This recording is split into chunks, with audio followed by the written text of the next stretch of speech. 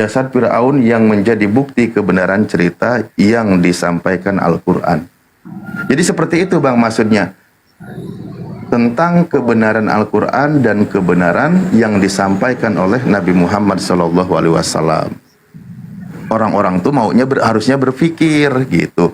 Jadi keajaiban-keajaiban, kisah-kisah atau pelajaran-pelajaran yang ada di dalam Islam bukan membahas lagi tentang mukjizat, menghidupkan orang mati dan sebagainya. Sebenarnya Rasulullah Nabi Muhammad SAW itu banyak kisah mukjizatnya itu yang seperti itu. Tapi untuk zaman sekarang, zaman kecerdasan, zaman kemajuan, bukan itu yang dibahas. Karena itu sulit pembuktiannya untuk sekarang. Ya sih bener, nggak usah zaman sekarang Sulit. lebih ke ilmiah sih mainannya, data-data ilmiah. Nah itu, Keren. maka bagaimana pembuktiannya itu harus membawa kecerdasan orang pada masa kini. Temuan-temuan yang didapatkan gitu loh. Begitu Bang. Kan lucu kan? Kok bisa Nabi Muhammad berani sekali ngomong jasad Fir'aun, mumi Fir'aun diselamatkan? Padahal dia hidup sejaman dengan Nabi Musa aja tidak, kitab mereka aja tidak membahasnya kan gitu. Nah itulah mengajak orang berpikir gitu. Bahwa informasi yang datang, al-haqqu mir rabbikum, kebenaran itu datangnya dari Tuhanmu. Maka kamu jangan tergolong orang-orang yang ragu gitu. Ya sih, sama saya juga pernah nanya kan, kenapa di Kristen itu kan ada perjanjian lama juga. Nah saya sempat nanya kenapa kita nggak pakai kitab Tanak, itu kan lebih lengkap lagi harusnya. Kenapa kita langsung dimasukin ke Alkitab, itu dijadikan satu, sedangkan Tanak ada dibagi jadi 3, ada Torah, Nehim sama Ketuvim, itu kalau nggak salah ya. Kan kalau Torah itu ngebahas kayak 5 kitabnya Nabi Musa tuh, ada Kejadian, Keluaran, Imamat, Bilangan, Ulangan. Terus nanti ada Nehim, koreksi ya Pak, mungkin kalau Bapak tahu.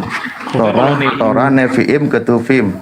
Nah kalau Nevi'im itu kalau nggak salah tuh kayak ngebahas nabi-nabi kayak Yesaya, terus kayak Yeskiel, Zakaria, Maleaki, Zefanya, Ruth, Esther. Nah, sedangkan kalau yang satu lagi, Ketuvim itu kan ngebahas kayak bisa dibilang syair-syair ya kalau nggak salah ya, itu nggak perkataan-perkataan Nabi gitu, kayak Mazmur, kayak Amsal, Yesaya, Raja-Raja.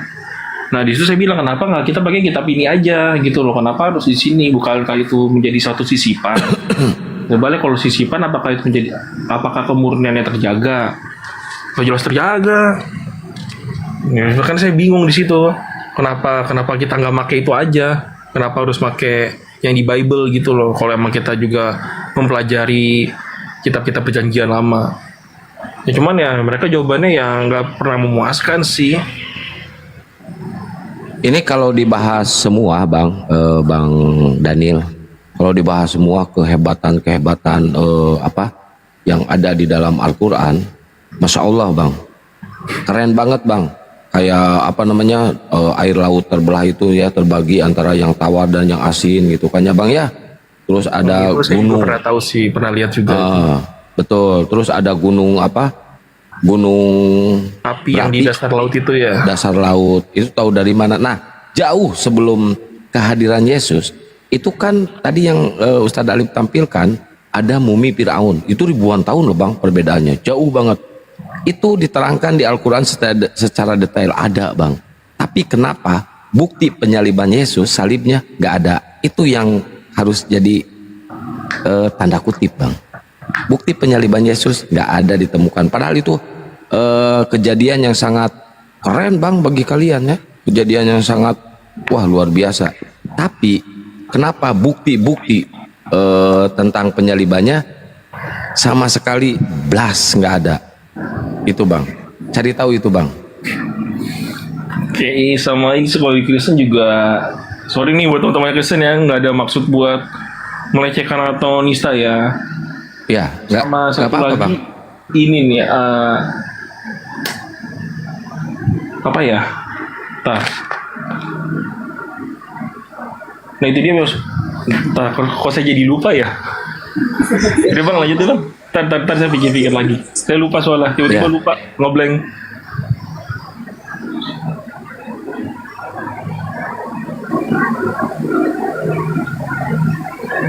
Mungkin Bang Mr. MPP dia kan seorang Kristen.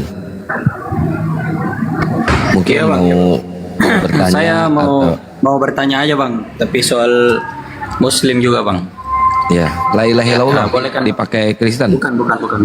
Oh, bukan. Bukan. Nah, saya ada 3 pertanyaan bang. Tapi sebelum itu kita harus sepakat dulu kan bang, bahwa pernyataan orang-orang Muslim yang saya dengar itu menyatakan bahwa Al-Quran adalah penyempurna. Betul nggak bang? Nah, oke. Nah, yang saya mau pertanyakan, saya kan ada dapat di Halil Gibran. Al-Quran surat Al-Nahl apa ini? Sabar Pak. No, Saya saya cek. dapat di Halil Gibran lagi, Bang. Bukan.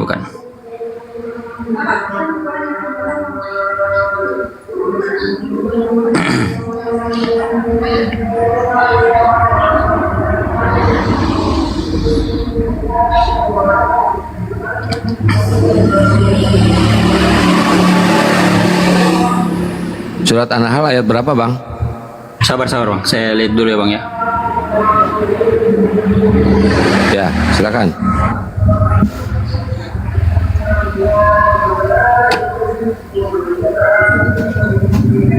Silakan, Bang.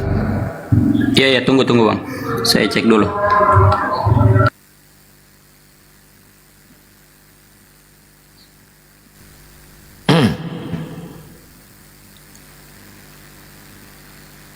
Seharusnya abang persiapkan sebelum naik itu, abang persiapkan dulu biar nggak makan waktu, Bang. Tapi nggak apa-apa. Sorry bang. Oke. Ya. Ini bang. Jadi di dalam surat Al-Nahl itu menyatakan bahwa tidak boleh berbohong. Betul nggak bang? Ayat berapa betul? Ya. Ayatnya sebutkan. Sabar. Ini HP saya agak ngelek bang. Sorry. HP saya yang satu ini agak ngelek bang.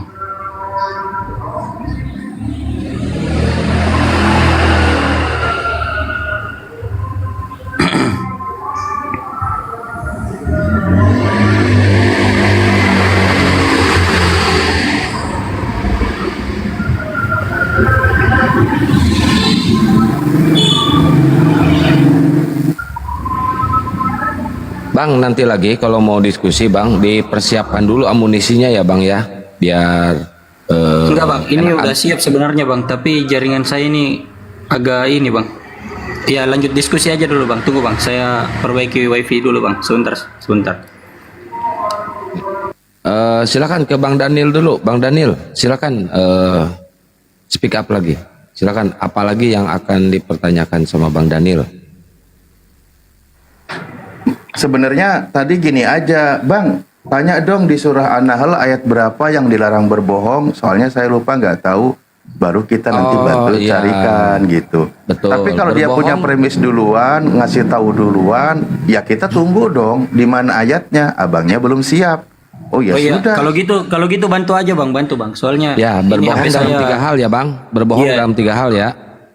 Oke. Gini bang, kalau Nggak di Al-Quran ada di kan situ. saya dapat di surat Al-Nahl itu dilarang berbohong. Yang katanya kalau berbohong itu adalah Oke. orang-orang yang tidak percaya dengan ayat-ayat suci Allah. Betul nggak bang? Saya bacakan dulu ya, Ya. Gitu maksudnya. Gini loh Bang, Ya. jangan malu untuk bertanya walaupun tidak tahu di mana ayatnya gitu. Jadi kayak gitu Bang. Bukan nggak tahu bang. Ini sebenarnya udah ada tapi HP saya ini terganggu bang jaringannya. Ya berarti nggak tahu jadinya kan? Iya bang. Ya Sorry, Bang. udah gitu. Ngapain mempertahankan ketidaktahuan gitu loh. Oke, Jadi seperti bang. itu. Lanjut. Nah, gini Tapi aja. kalau di hadis, kenapa Muhammad memperbolehkan berbohong dalam 3 hal? Itu yang saya mau pertanyakan, bang. Oh enggak, jadi saya Sedangkan tampilkan orang yang ayatnya. berbohong itu adalah Abang. orang yang tidak. Oke. Abang Ditampilkan, mau bang. sabar nggak? Gini Ya loh kan, Bang. pertanyaan saya belum selesai tadi, bang. Lah Tapi ya, iya lanjut, makanya di Al-Qur'annya di mana udah tahu atau belum? Lah di Al-Qur'annya aja belum tahu tiba-tiba lari ke hadis. Nanti Oke, saya ajarin lanjut. caranya. Cara rumus Kristennya saya ajarin gitu. Nah, kalau gitu teman-teman, Bang siapa ini? Bang Mister ini saya bantu ajarin ya. Nih saya tampilkan Al-Qur'annya. Tampilkan Al-Qur'annya surah An-Nahl sebentar nih. Sebentar saya buka dulu An-Nahl ayat 105. Oke. Di sini dikat 105. Begini.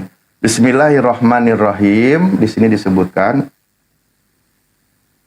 Saya buka dulu ya.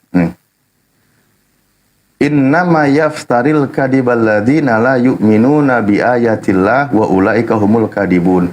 Sesungguhnya yang mengada-adakan kebohongan hanyalah orang-orang yang tidak beriman kepada ayat-ayat Allah dan mereka itu adalah orang-orang pendusta dan seterusnya sampai ayat banyak di sini ke bawah ya tentang dilarang berbohong kan gitu. Larangan berbohong kan di sini. Nah, ketika di dalam Al-Qur'an dilarang berbohong, terus kenapa di dalam hadis ada diperbolehkan berbohong? Kan gitu? Bener nggak? Iya. Lanjut Bang, lanjut. Nah, gitu. Coba kalian umat Islam. Nah, ini untuk teman-teman Kristen, pertanyaannya saja saya bantu. Gitu, saya bantu pertanyaan dari mereka ya. Bahwa kenapa di Al-Qur'an dilarang berbohong, tapi kenapa di hadis diperbolehkan berbohong dalam 3 hal? Nah, itulah yang menjelaskan Al-Qur'an bahwa ada kebolehan berbohong dalam 3 hal di dalam Islam. Contoh, di dalam hadisnya dijelaskan mendamaikan orang yang berseteru. Misal, Bang Mister MVP lagi berseteru dengan pendetanya, kata pendetanya, kamu belum bayar perpuluhan, sudah 3 tahun kamu belum bayar, tagihanmu puluhan juta. Kata Bang MVP, saya sudah bayar. Wah, sampai diancam-ancam, dikejar, lalu sembunyi ke rumah saya, berseteru, pendetanya ngejar saya. Woi, di mana si Mister itu? Dia belum bayar perpuluhan, sudah bertahun-tahun. Mau saya ancam, mau saya gorok dia, mau saya bunuh dia, gitu kan? Diancam. Nah, berseteru dia. Nah, bagaimana saya melindungi dia? Oh, ini orang nyawanya terancam karena ditagih perpuluhan oleh pendetanya. Saya berbohong sama dia, Pak. Di sini tidak ada yang namanya Mr. MPP. Dia tidak ada di sini. Carilah di tempat lain, gitu. Kalau saya jujur kasih tahu bahwa dia ada di tempat saya, Anda bisa kena gorok Bang sama pendeta ada. Makanya saya demi menyelamatkan Anda, saya di situ berbohong. Jadi Rasulullah mengajarkan berbohong itu dilarang kecuali dalam 3 hal. Contoh mendamaikan orang yang berseteru gitu. Satu contoh ini bisa dipahami? Bisa paham Bang. Oke, seperti itu Bang.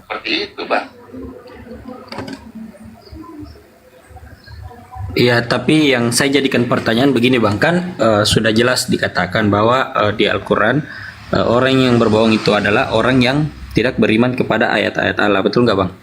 Nah, pertanyaan saya itu, apakah ada dalil bahwa Allah yang menyuruh tidak masalah berbohong begitu Bang?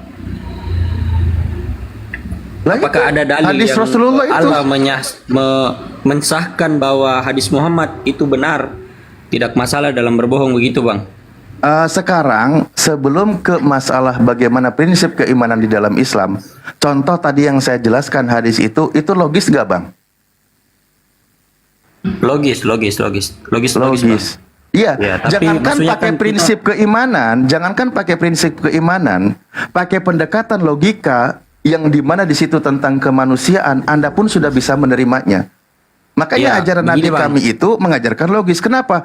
Kalau saya jujur sama pendeta abang yang ngejar-ngejar abang karena abang sudah ditagih bertahun-tahun tidak bayar perpuluhan, nyawa abang terancam, abang bisa metong Bang.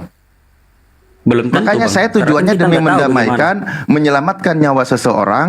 Makanya saya bilang lebih baik saya lindungi dia, tujuannya untuk kebaikan.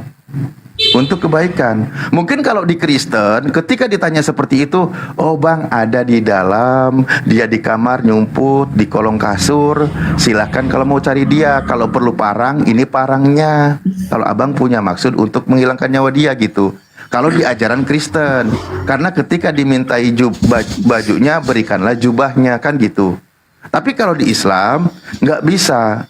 kalian lagi ada berseteru, demi menyelamatkan nyawanya, saya lindungi hak nyawa seseorang.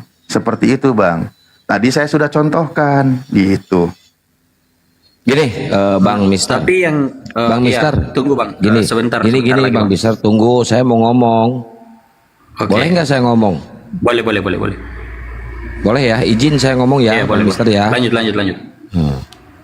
Kalau misalkan konsep ini tidak diterima sama Bang Mister untuk menyelamatkan nyawa seseorang, untuk membantu seseorang, nggak apa-apa, silakan ya. Ini kan tergantung ke Bang Mister juga ya. Wah, ini ayat ini tidak sesuai gitu, nggak apa-apa, silakan ya. Silakan. Nah, sekarang tunjukkan di ajaran Bang Mister itu boleh nggak? Kalau misalkan ada orang yang datang ke rumah Bang Mister mau ngebunuh ibu Bang Mister akan menunjukkan atau Bang Mister akan berbohong bahwa ibu saya tidak ada di rumah. Jawab dulu itu, Bang. Kalau untuk di ayat saya sih tidak ada Bang yang seperti itu. Kalau di Nggak Alkitab. ada, hanya Nah, ada iya, di nggak ada. Islam. Oke, udah. Iya, Silakan ke pertanyaan selanjutnya. Masalahnya begini, seandainya kalau misalnya pun contoh tadi kan Bang Alif bilang saya nggak ditunjukkan keberadaannya begitu Bang, otomatis kan saya diselamatkan. Nah, bagaimana ketika setelah saya diselamatkan di hari itu, besoknya saya yang didapat lagi Bang, begitu. Tiba-tiba saya didapat oleh pendeta yang tadi, gimana Bang? Sia-sia kan kebohongannya, betul nggak Bang? Apa nggak bisa Bang diselamatkan dengan cara Ya yang udah, lain? kalau merasa Mungkin Bang Alif sia-sia, bisa yang Bang Bang kalau Alif menurut yang bisa abang, bantu bayarin begitu mungkin. Bisa nggak? Kan banyak kenapa jadi cara, minta Bang. dibayarin, Nggak harus eh? berbohong, kan? Enggak, Nggak, gini, ini contoh, Bang. Ini begini contoh aja, Bang, Bang. iya gini. Berarti banyak cara kan Bang, nggak harus berbohong juga Bang. Lah Betul iya, nggak? kalau menurut abang berbohong sia-sia, begitu abang ngumpet pendetanya nanya, abangnya keluar Bang. Saya ada di rumah kok, di sini Bang Alif berbohong, bunuh aja saya, gitu aja Bang. Jadi besoknya nggak ditanyain lagi, selesai, ya kan? Selesai abangnya. Jadi besoknya nggak dicari lagi sama pendetanya, kan gitu. Enggak kan tadi kan kebohongannya kan Bang Alif bilang begini, saya menyelamatkan Anda, makanya saya Iya. berbohong supaya nyawa Anda terselamatkan. Ini udah diselamatkan nggak bersyukur ya? Nggak Udah bersyukur. diselamatkan tapi nggak bersyukur. Enggak, Malah bukan nyalahin. bersyukur. Saya kan tetap Ya terima udah, kasih, Bang. makanya nyalahin sama Saya yang terima ngebantu. Iya, Makanya saya tetap bilang berterima tadi, kasih. ya kalau Oke. abang besoknya nggak mau dicari lagi, pas dicari, mendingan abang hari itu juga. Woi Bang Alif, kenapa kamu bohong? Saya itu ada di rumahmu, Pak Pendeta nih, ini goloknya nih, cepetan biar selesai. Besok jangan Nah, cari udah. saya lagi ya, gitu. Tepuk tangan. Selesai. Oke, saya terima aja deh kalau gitu. Nah, udah. Nah, pertanyaan kedua Bang, gini. Kan tadi saya bilang ada 3 pertanyaan. Nah, pertanyaan kedua, gini Bang. Kenapa setahu saya ketika kita menikahi anak yang di bawah umur itu disebut ya bisa dibilang pedofil lah Bang. Saya bukan maksud menghina ya. Tapi kan Enggak. di hadis kenapa Muhammad menikahi Aisyah pada saat umur 6 tahun Bang? Oke, sekarang gini, Ustadz Alif izin. Ustadz Alif izin. Ya. Pedofil itu apa sih? Coba jelasin dulu pedofil itu apa. Setahu saya pedofil itu menggauli anak yang masih di bawah umur Bang. Anda lihat Itu nggak? salah satunya. Ya, kalau Anda lihat nggak Nabi Muhammad menggauli Aisyah? Ya kalau dinikahin gimana Bang? Maksudnya kan dinikahin kan apa pantas sekarang kalau kita mau lihat aturan yang ada di dunia ini kan logika Bang. Ya, kita Apakah luruskan ya. pantas kita menikahi Oke, anak oke. umur di bawah 6 tahun Bang? Udah, bentar. Oke, kita luruskan di sini ya Bang ya. Abang diem, abang di mute, biar Ustadz Alif yang ngejelasin Oke. ya. Apakah itu digauli apa enggak ya? Anda mau terima, mau enggak bodoh amat terserah Anda. Itu derita Anda. Silakan Tad. Ya, pertama, ya, tuduhan kalimat pedofil itu kalimat kebencian, ya, dengan dibalut kalimat tanya. Kenapa? Karena tidak memahami definisi pedofil itu sendiri. Dan kalimat kebencian itu seperti sedang meludah ke wajahnya sendiri. Baik, kenapa demikian? Kisah Rasulullah yang hidup serumah dengan Sayyidah Aisyah usia 9 tahun, itu selalu menjadi bahan pertanyaan tujuannya kebencian yang dibalut dengan kalimat tanya dari teman-teman sebelah. Kalau itu dikatakan sebagai pedofil, padahal pedofil itu sebuah penyakit di mana dia itu sukanya terhadap anak-anak terus. Nah, sekarang kalau dikatakan itu sebuah pedofil, Maka menurut kisahnya, yang orang-orang Kristen tidak tahu, bahwa ketika Maria 12 tahun usianya, sementara Yusuf suaminya usia 90 tahun, parah Yusuf menikahi Maria yang usia 12 tahun. Di mana usia 12 tahun Maria, di situ juga sudah mengandung. Kandungannya dari Tuhan. Berarti Tuhan Anda itu membuat seorang bocil usia 12 tahun itu hamil. Di luar pernikahan Yusuf. Ini ngeri ini. Itu pertama. Kedua, kita mundur lagi lebih jauh. Di dalam kitabnya para nabi yang menjadi nenek moyangnya, kebiasaan mereka usia 8 tahun sudah biasa melahirkan anak. Bahkan bisa sampai 3 anak. Di dalam kisahnya juga Ribka dengan Yishak, kitabnya Yahudi menjelaskan Ribka dinikahi oleh Yishak ketika dia usia 3 tahun. Ini ajaran kakek moyangnya Yesus pedofil banget ini. Ini ajaran kakek Tuhanmu pedofil banget. Kenapa? Padahal Yishak itu adalah cikal bakal nenek moyangnya dari Tuhanmu yang bernama Yesus. Dan ibunda Tuhanmu juga dia hamil ketika usia 12 tahun. Ini Tuhannya kok pedofil amat? Coba, kau jawab dulu. Tuhanmu pedofil nggak? Yusuf usianya 90 tahun. Maria usia 12 tahun. Yusuf pedofil, menikahi bocil usia 12 tahun. 2 korbannya, itu pertama dari Yusuf. Kedua, dari Tuhannya. Udah gitu ketika Yusuf menikahi Maria, Maria sudah hamil duluan usia 12 tahun. Nah, Tuhannya pedofil sekarang. Gitu. Pertanyaan saya bang, bedanya gini, kalau Tuhan saya kan dia nggak nyentuh bang, tapi kan dia punya kekuatan yang luar biasa, Ini kuasa parah yang luar nih. biasa sampai bisa membuat Maria hamil tanpa harus mengandung. Seandainya dia menyentuh, mungkin Maria nggak bakalan perawan bang. Tanpa harus luar mengandung biasanya Tuhan. gimana? Itu mengandung kan? Iya tapi kan tetap dia dalam keadaan perawan bang, beda. Ya kalau kenapa misalnya milih bocil disentuh usia 12 pasti beda, tahun? Bang. Kenapa milih Nah, bocil terus- usia 12 tahun? Bang, kenapa milih Ya, bocil terserah usia 12 Tuhan lah, Bang. tahun? Kan dia mau memakai seseorang nggak sekarang perlu mandang terserah usia, Bang. Tuhan. Parah ini. Terus kenapa juga Bapak Tuhanmu yang Bedanya kan bernama Muhammad Yusuf? kan bisa Ya. jauh sekali, Bang. Sekarang Dengan pertanyaannya, Muslim gitu, Bang. pertanyaannya kenapa Bapak Tuhanmu yang bernama Yusuf menikahi ibu Tuhanmu usianya 12 tahun? Kenapa Bapak Pedofil. Tuhanmu pedofil? Pedofil Ya, banget. tapi kan nggak Bapak digauli Tuhan. tuh bang. Nggak digauli Eh? bang. Kalau Aisyah kan digauli di umur Emang kau 9 tahun, ngintip? betul nggak? Emang kau ngintip? Ya udah, kalau Aisyah digauli tunjukkan datanya, Aisyah digauli umur 6 Masa tahun. serumah Enggak, enggak? Kang. Enggak. Emang kau ngintip? bakalan Emang kau disentuh sih, ngintip? Bang. Emang kau ngintip? Kalau serumah masa nggak bakalan disentuh, Bang? Yusuf sama Maria serumah nggak? Itu namanya Yusuf sama membenarkan Maria serumah nggak? kesalahan, Bang. Yusuf sama Maria serumah nggak? Yusuf sama, kok ketawa bang? Masalahnya gini, Bang. Masalahnya kan Yusuf sama Enggak, Maria itu serumah nggak? kakek-kakek usia Ya, 90 Yusuf sama Maria tahun, serumah. kakek-kakek usia Nah, 90 tahun, Yusuf sama kenapa Maria menikahi serumah. bocil usia 12 tahun? Itu kenapa? Iya, Yusuf Maria serumah, Bang. Tapi kan terbukti Serumah, kalau Maria tetap pasti perawan. digauli kalau serumah. Tapi kan perawan, Bang. Mana buktinya kalau digauli? Mana ada perawan? Lu emang Perawan udah lah. ngetes, udah tahu perawan dia? Tapi kan ada sejarahnya, Bang, di Alkitab. Sejarah apa? Masa Lu emang cuma lihat? Al-Quran doang mau dipercaya? Emang lu lihat nggak di EO? Orang di lihat? Al-Quran aja tertulis Ibu kok. Tuhan lu, Maryam, emang lu ibu lihat nggak di suci. EO? Nggak di prot-prot?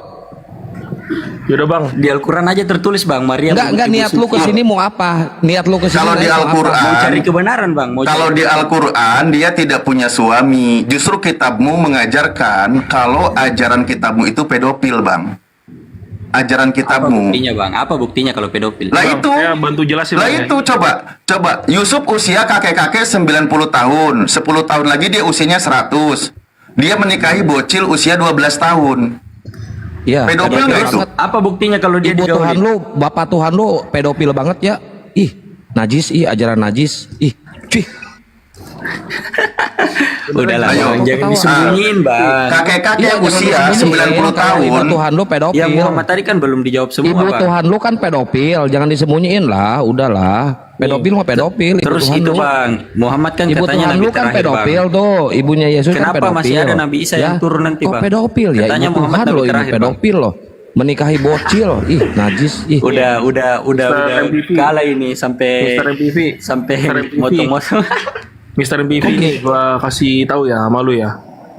Ini dari yang gue belajar pada masa itu ya, pernikahan di umur segitu itu hal yang wajar, itu hal yang biasa. Kalau mau kita logikakan, nih ya, Nabi Muhammad itu musuhnya banyak banget kaum kafir Quraisy. Kalau itu suatu tindakan keji, kaum kafir Quraisy, tentara pasukan-pasukan Rom udah pasti nyerang pakai dalil itu. Wah, nih nggak bisa nih nggak benar. Betul sekali. Nah, kedua, dari kalangan Kristen juga banyak. Gua ngakuin bang, ada Raja Richard dia menikahi Ratu Angeline. Saya lupa tahunnya segitu. Pokoknya Raja Richard itu umurnya sekitar 30 tahun. Angeline itu umurnya 9 tahun. Itu hal yang wajar. Pada waktu itu hal yang wajar bang, hal yang wajar.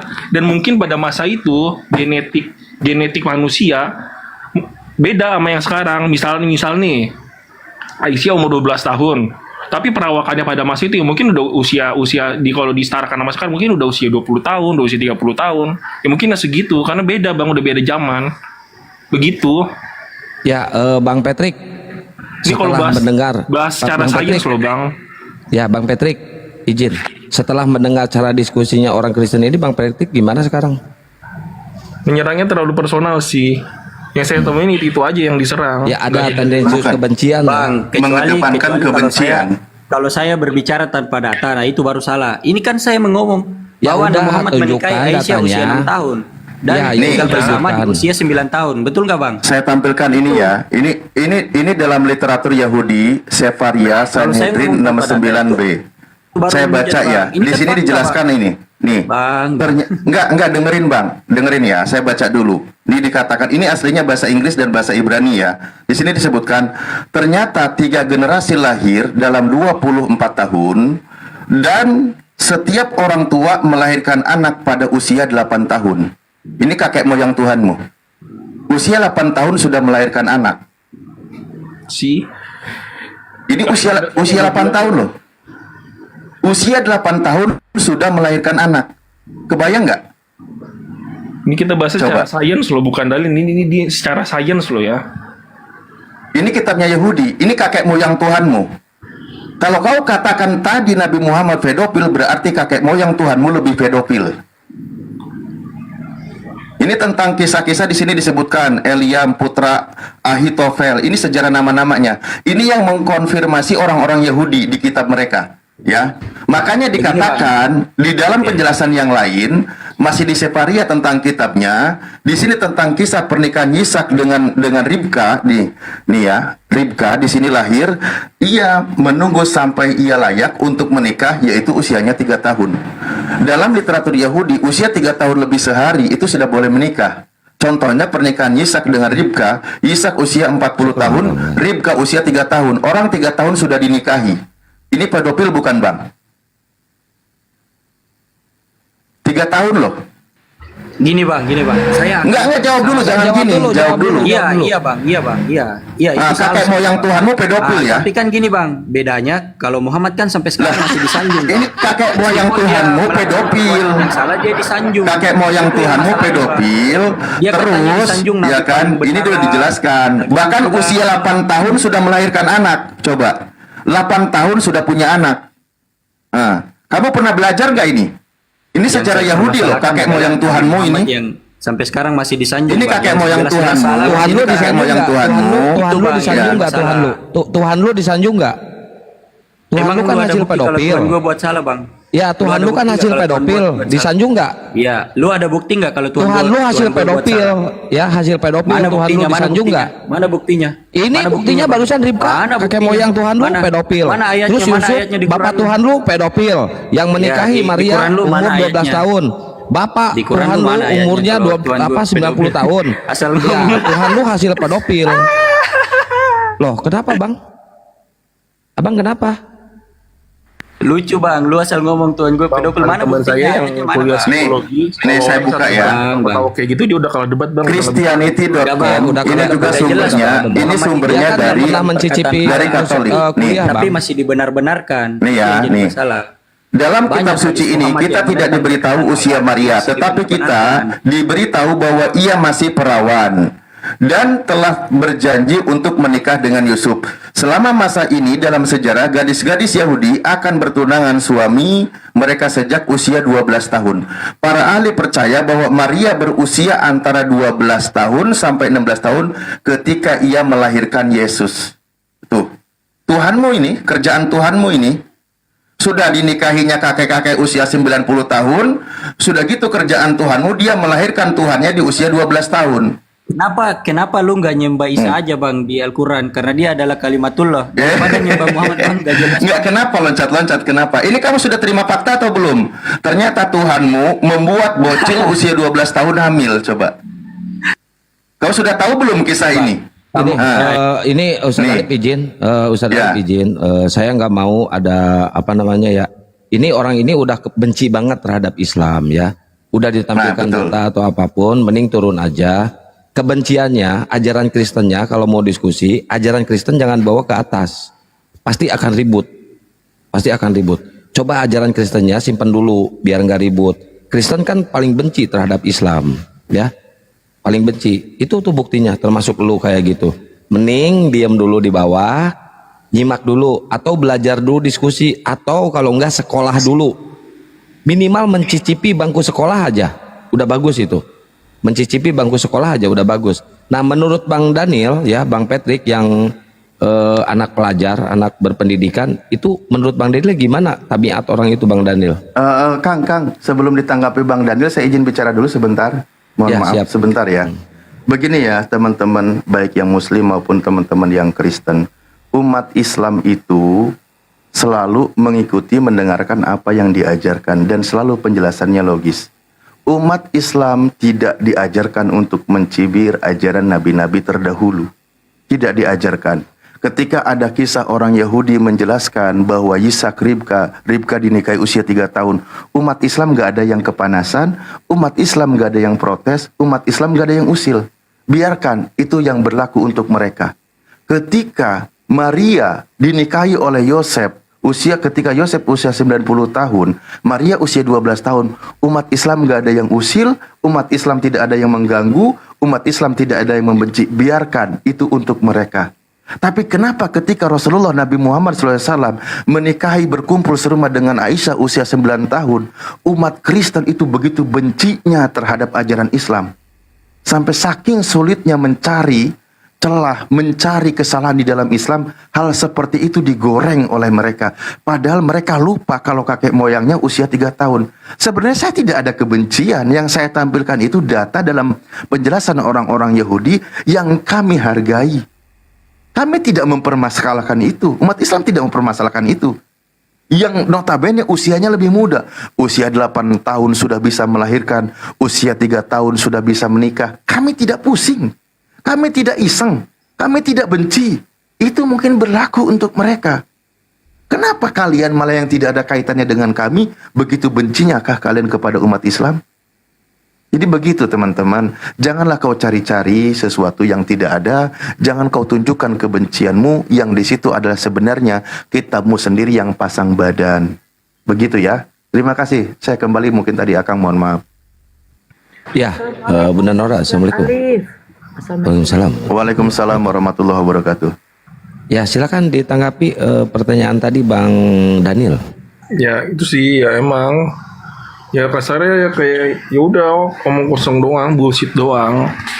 Saya juga punya teman kan, dia kebetulan juga anak psikologi, dia pernah ngasih tahu kan kalau orang debat tuh kayak gimana, lawan orang, kalau kita lagi berdebat sama orang kayak gimana, ciri-ciri orang kalau udah kalah debat, udah nggak bisa ngeluarin argumen, ya apa yang dilakuin ya persis sama yang kayak tadi Mr. MPV itu. Dia udah kalah debat, ngoceh-ngoceh nggak jelas, jaki dengan kata-katawa yang ngenyek.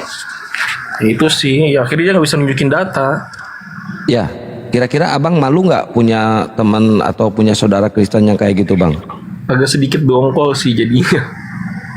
Kayak aneh lu, kok kayak gini sih? Karena kita kan diskusikan itu kan edukasi ya Bang, bukan sama kita saja. Kita cuma narsum, yang mendapatkan, yang bisa menilai itu hanya netizen-netizen yang di bawah. Begitu. I see.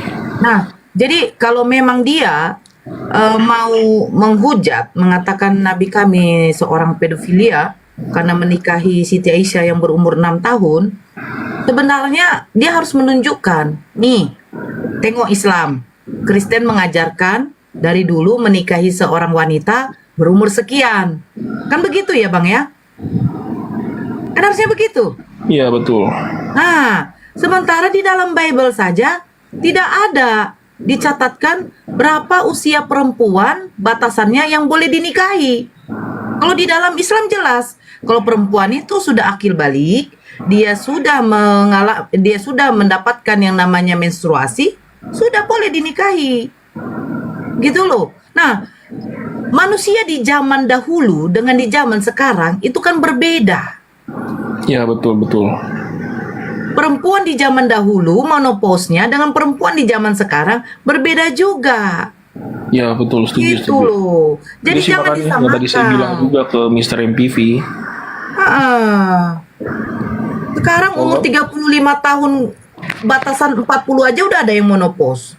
Padahal dahulu-dahulu 55, 60. Ya, iya karena kan mungkin pada masa itu kan kita belum terpapar polusi atau karsinogen. Nah iya Ya, benar. lagian gini, Siti Aisyah itu digauli sama Rasulullah itu bukan di usia 6 tahun. Mungkin Ustaz Alif mau menampilkan data dalilnya ya, biar mereka melek, biar mereka lihat ya. Itu kan tuduhan-tuduhan yang dilakukan jauh sebelum si manusia tadi itu. Siapa namanya tuh? Manusia tadi. Iya Kang, itu kan gini, bisa jadi dalam kategori usia 6 tahun itu adalah meminangnya, dan usia serumah resminya usia 9 tahun. Itu dalam beberapa keterangan hadis seperti itu. Dan sekali lagi saya sampaikan, saya tidak keberatan dengan hadis itu. Saya terima hadis itu. Tidak ada masalah dengan hadis itu ketika serumah dengan Rasulullah di usia 9 tahun. Jangankan 1500 tahun, 100 tahun ke belakang pun tidak sedikit saudara kita, kakek moyang kita itu, ibu-ibu kita itu usianya 10 tahun tuh sudah menikah. Ada yang 12 tahun sudah menikah. Benar. Jangankan 1500, 100 tahun aja dulu. Dan tidak ada masalah, tidak ada yang keberatan gitu loh. Saya tidak keberatan dengan hadis itu ya teman-teman semuanya ya. Saya tidak akan mencari pembenaran penafsiran ke dalil-dalil yang lain. Saya tidak. Saya nggak apa-apa, saya terima. Saya tidak keberatan itu. Dikatakan bahwa ketika baru serumah, artinya resmi pernikahannya di usia 9 tahun, saya tidak ada masalah. Justru itu barometer menjadi hukum di dalam Islam. Ketika dia sudah mulai akil balik, ciri-cirinya adalah seorang wanita. Ketika dia usia 9 tahun sudah terjadi menstruasi, masuk balik, kewajiban-kewajiban seorang wanita itu ada pada usia tersebut. Barometer minimnya usia 9 tahun. Jadi tidak ada masalah. Dan di situ Sayyidah Aisyah menjadi perawi hadis Rasulullah, di mana hukum-hukum yang berkaitan dengan fikih wanita, menjelaskan perkara haid, mendidik para ibu-ibu, orang-orang wanita, gadis-gadis wanita, dan semua muslimah itu mendapat pelajaran tentang ilmu fikih dari Sayyidah Aisyah berdasarkan ilmu dari Rasulullah. Dan saya tidak keberatan itu. Makanya saya cuma bilang begini, seandainya orang-orang Kristen berdasarkan kebencian terhadap Islam menyerang dari usia itu, berarti kalian sedang meludah ke atas yang jatuhnya ke muka sendiri. Cuman itu aja yang mau saya sampaikan di situ. Terima kasih. Kalau kita balikan ke belakang ya Ustadz Alif ya, emak-emak zaman dahulu aja melahirkan di sawah aja bisa sehatnya bayinya, ya kan? Tapi kalau emak-emak zaman sekarang Bener ya kan sih. Ustadz? Karena kan ibu-ibu zaman dulu mereka jalan kaki kemana-mana. Jadi bisa dibilang tulang pinggang itu kuat. Jadi nggak habis kontraksi ya udah aman. Ya kan Oh, apalagi sekarang juga melahirkan di dalam air aja, kolam aja udah bisa sekarang ditemukan kan? Tengoklah kan, zaman sekarang makin canggih. Jadi jangan samakan dengan yang dahulu, gitu loh. Bahkan pamannya baginda Rasulullah Nabi Muhammad, siapa namanya tuh, Abu Jahal, Abu Lahab, tidak pernah mempermasalahkan perkawinan baginda Rasulullah, pernikahannya, nggak pernah loh. Oke, kan aku nyoten-nyoten ini Tapi kenapa? itu benar loh Bunda Nora yang tadi ditampilkan Ustadz Alif. Kakeknya bapak Tuhannya nih, Ribka lagi netein, dinikahi loh. Orang lagi netein dinikahi itu Nggak kakek ada 3 bapaknya loh. tahun. Sampai 2 tahun. Mungkin Enggak, baru nggak usah disapi, jauh ya. baru disapi setahun dinikahin gitu. Nah itu jangan bilang lagi dinetein, kakang juga 3 tahun dinetein. Apa namanya tuh Betsheba lah dulu. Bukankah itu keturunannya sampai kepada Maria? Itulah dulu Betsheba. Berjonoh dulu kan dengan Daud. 600 istri dari Daud. Bayangkan. Istri keberapa lah yang sampai kepada Bunda Maria. Nah itu hasil dari poligami juga kan. Jadi ayolah, come on lah. Kalau mau berdiskusi, sebelum kamu mau menyerang, berkacalah dulu. Ya, Multi aja Bang Kalau Jibril. mana? Hah? Multi aja Bang Jibril. Ini kenapa sama saya multinya dimatiin? Kan banyak banget tuh yang minta naik tuh, HP-nya selalu nge-lag. Makanya saya multinya matiin gitu loh teman-teman. Kalau saya tadi muslim tidak yang dapat. lain, yang lain muslim, kalau udah ada narasumber di atas, jangan minta naik. HP sayanya nge-lag, nggak kuat. Yang naiknya sampai puluhan yang minta naiknya. Coba dong ya, kerjasamanya teman-teman muslim, jangan dulu minta naik kecuali Belum moderator narasumber. di sini. Oh iya, kecuali narasumber. Kasihan HP saya nge-lag, nanti rungkad. Siapa nih yang ngecas? Bang Jib. Maaf. Assalamualaikum warahmatullahi wabarakatuh. Waalaikumsalam. Waalaikumsalam warahmatullahi wabarakatuh. Udah oke? Masih noise? Oke. Dari tadi saya nyimak abang-abangku di sini, ustadku, Bunda Nora. Bunda Nora dari tadi kemana aja? Baru mandi? Bagaimana? Iya, baru mandi saya, Bang. Bang Patrick, Yo bang. tambahan sedikit bang. Boleh nggak? Ya boleh silakan. Abang tahu life expectancy ya bang? Life expectancy belum pernah dengar dan belum tahu juga. Jadi perkiraan hidup atau ekspektasi, angka harapan hidup. Oh, angka harapan hidup. Iya. Nah, menurut abang life expectancy abad 20 tuh berapaan bang? Abad 20 ya, abad 20. Sekarang ya, bro. Ya untuk sekarang sih 60 sampai 80 tahun sih.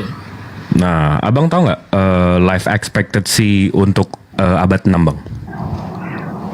Itu saya nggak tahu. Cuma kalau saya lihat di nggak Ratusan tahu ya? juga deh, kayaknya nggak bisa ambil Ratusan keputusan. Oke. Mungkin bisa Jadi di- life expectancy itu artinya dalam bahasa Indonesia angka keharapan hidup. Iya. Nah, jadi life expectancy untuk abad 20 itu sekitar 77. Iya. Jadi lebih dari 77 udah bonus deh. Nah, kalau kita cari tahu Bang, life expectancy untuk abad 6 itu di umur 30 sama 35 Bang. Abad ke-6 ya. Abad 6, nih, the 6th century average life expectancy at birth was typically around 35. Jadi di abad 6, umur 30-35 tuh udah mestinya meninggal, Bang. Wih, ngeri ya. Mati muda ya. Karena banyak penyakit, karena nggak sehat, makanannya nggak jelas. Nah, di abad 21, life expectancy kita tuh 77. Nah, jadi di abad 6, seorang yang umurnya udah 10 aja itu udah sepertiga hidup dia. Paham nggak Bang? Oh, oke, paham. Ah, ini dari sains ya, dari pengetahuan ya. Kita dari lihat dari sejarah dan seterusnya. Jadi kita lihatnya dari life expectancy. Tapi untuk hal-hal kayak gini kan berat Bang, untuk orang-orang kayak tadi gitu loh. Kita ngejelasin itu kayak gimana? Gitu. Betul nggak Bang? Betul. Dilanjut.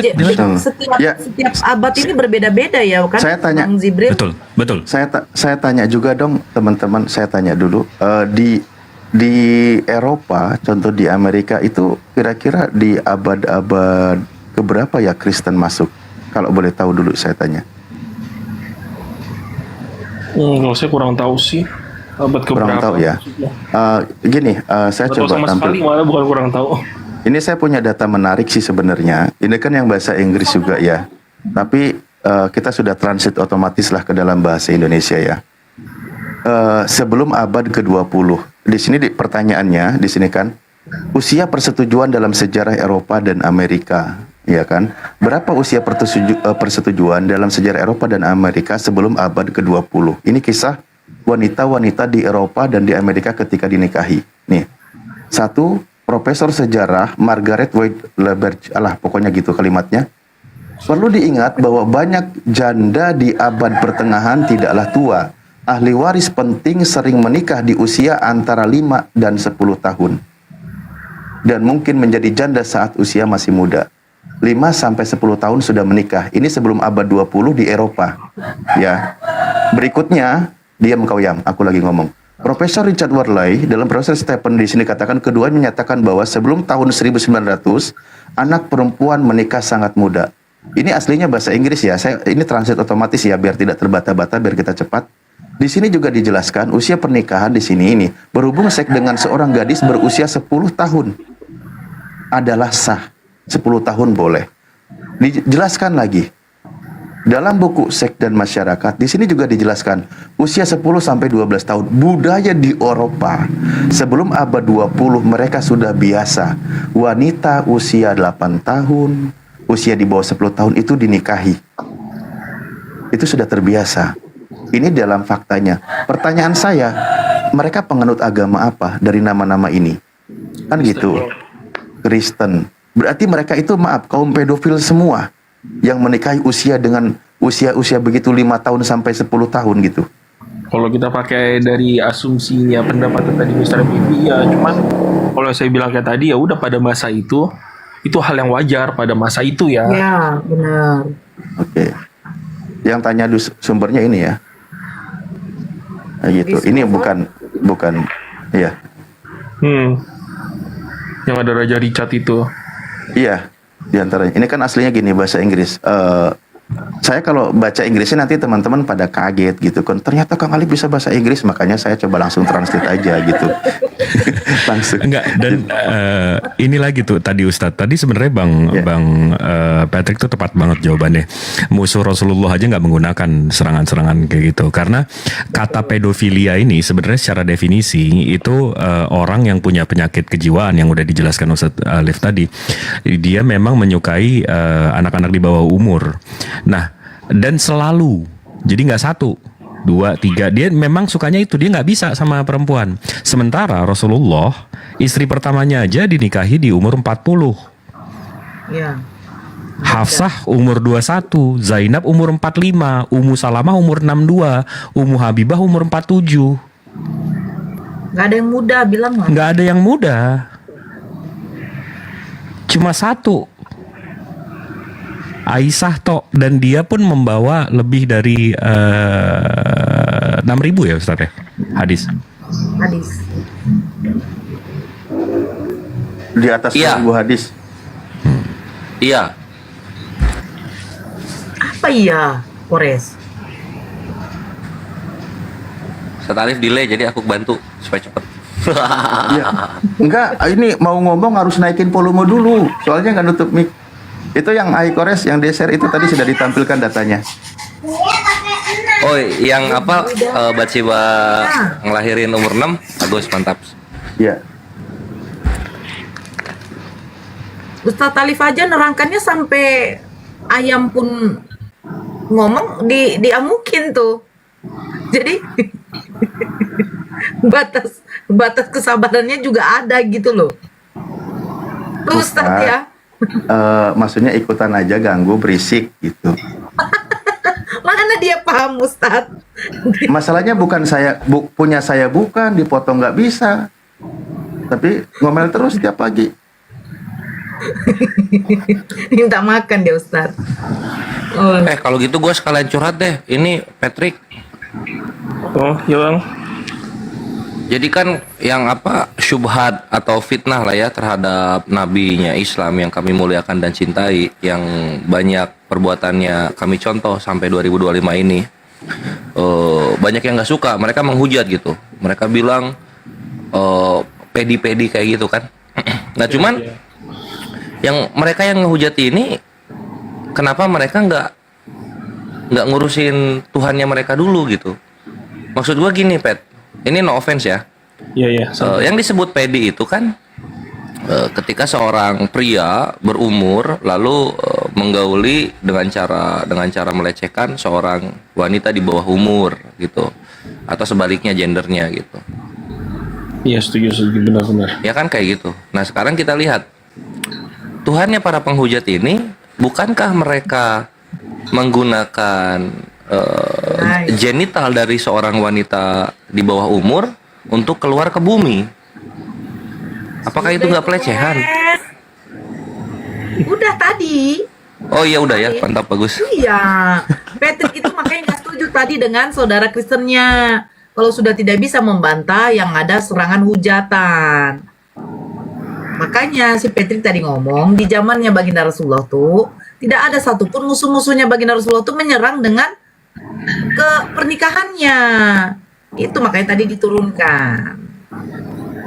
Kasihan. Iya makanya supaya nyebar aja argumen gua gitu loh. Lanjut. Kita sapa dulu ya nih, si King, Merit, Bang King. Selamat Bang pagi, King. Ya, agama apa Bang? Kristen. Kristen Katolik. Oke, Merit. Halo Merit, Merida. Kakak Merida Octavia. Halo Kakak. Ya, oh Abang. Ya Abang, agama apa Bang? Katolik. Alhamdulillah, dua-duanya Katolik. Ya, Oh iya, maaf Bu, tak selat Pak Ali, Pak Kian Santan semua izin turun ya. mana Bang lanjut, Patrick? mau lanjut masak saya soalnya Wait. ada mau nurusin masak. Oke. Ya maaf Makasih ya. Bang Tapi Patrick nanti ya, saya tetap sehat selalu. stay di Komal sih. Saya tetap stay cuman turun dulu. Oh mantap. Pet, sebelum turun mau nanya, mau masuk Islam? Ada ketarikan cuman sayangnya masih belum siap sih. Masih mau coba belajar lagi, menggali lagi sih. Biar maksudnya biar mantap lagi gitu. Mudah-mudahan mendapatkan Mantap. hidayah. Kalau ada orang yang makanya saya mau belajar tuh supaya nanti kalau ada orang-orang yang berusaha ini bisa saya pamein ini loh dalilnya gitu. Makanya saya udah mulai belajar dikit-dikit. Kayak contoh tadi yang masalah pedofil gitu. Emang sih saya akui pendeta-pendeta di gereja saya juga kalau khotbah bau-baunya dalil itu. Awalnya saya juga oh iya bener nih, nggak bener nih. Cuma pas semenjak saya dewasa saya belajar arti pedofil, arti ini. Oh berarti nggak ada korelasinya nih. Nah saya baru berlogika di situ. Harusnya kalau emang ini pedofil itu tindakan kejahatan, harusnya musuh-musuh Nabi itu bisa nyerang dong pakai cara itu. Karena kan emang lagi perang nih, dia nggak terima nih agamanya dia nih diusik nih sama Nabi Muhammad nih. Harusnya kan bisa kan diserang. Tapi ternyata enggak, biasa aja. Dan saya nemuin fakta lagi, banyak dulu orang-orang di Eropa, terutama raja-raja di Eropa, salah satunya Raja Richard, dia ngenikahin Ratu Angeline di umur 9 tahun. Wah, berarti ini hal yang wajar dong di umur segitu. Itu sih yang saya dapat. Gitu. Oke. Thank Oke you deh. ya, Ya, Bang thank you ya Patrick. semua. Selalu sama-sama. Anak Medan lu silakan Bang King. Di sini ada Ustadz Alif, ada Kores, ada Bang Jibril. Saya sebagai momot aja. Silakan Bang King mau bertanya, ada Ustadz Alif.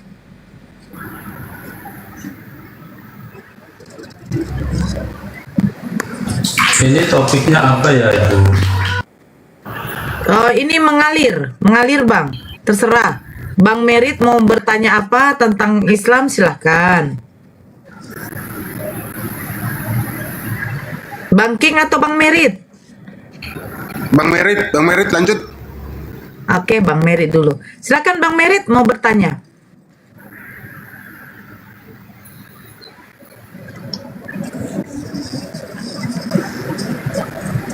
Bang Merit.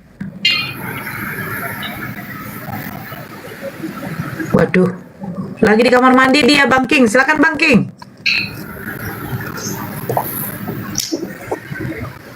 Lanjut Siki dulu ya, habis itu saya. Oh ya, dia lagi di kamar mandi. Bang King, silakan Bang King.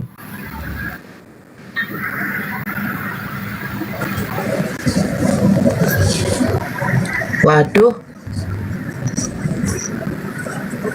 Bang King, Jaringanku ngelek Bu di sini. Jaringanku ngelek, jaringan. Jaringannya. Jaringan saya yang nge-lag, Bang King. Bang King jaringannya bagus.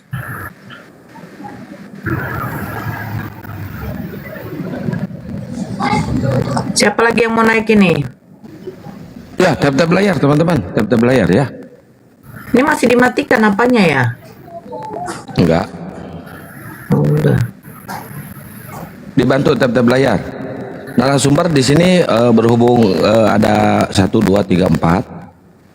Gantian per 10 sampai 20 menit. Biar kebagian semua.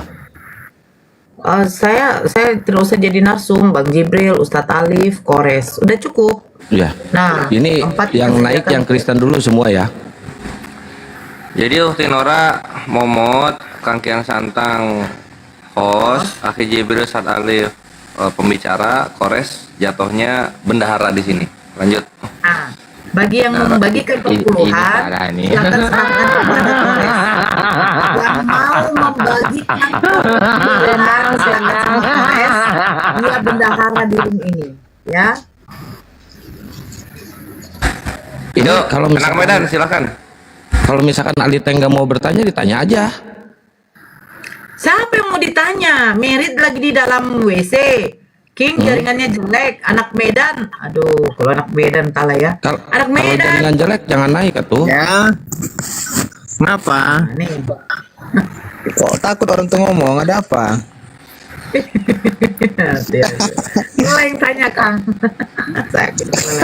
Sinora. Udah aku bilang di mana ada aku, di situ ada anak Medan. Iya, Naik kok bisa aku di gitu roomnya ya? Ardiansa, datang dia. Naik di roomnya itu Faruk, datang dia. Gara-gara kupolo itu mungkin kau nak. Bisa saja kau terus naik, kalaupun kau follow aku deh. Tapi ya sudahlah. Udah WhatsApp aja WhatsApp aja WhatsApp. Gak ada WhatsAppnya. Alalalalalalalalala, udahlah anak Medan. Kau mau bertanya atau mau ditanya anak Medan? Oh, bertanyalah dulu aku bertanya. Nah, jangan dulu kau bertanya, saya sapa dulu yang ini. Man. Halo Man. Mandilau. Mandilau. Halo, selamat siang. Pagi Mas ya. Siang. Sudah jam 12. Agama apa Bang Man? Saya Kristen Protestan, Ibu Nora ya. Oke, karena Bang King, Bang Merit lagi apa? Anak Medan, kamu penyimak aja ya Dek ya. Perhatikan Iya, Kak. apa kita sini diskusi ya Dek ya. Nah, aku nanti sama si Alif aja. Sama kamu, ya kamu sebagai cheerleader di sini ya. Kok nggak nyambung? Ya udah aku sama Alif aja, sama Alif. Ya bentar Udah, anak Dek. Medan. Ini ke Bang Delau dulu. Anak Medan ini dulu nih.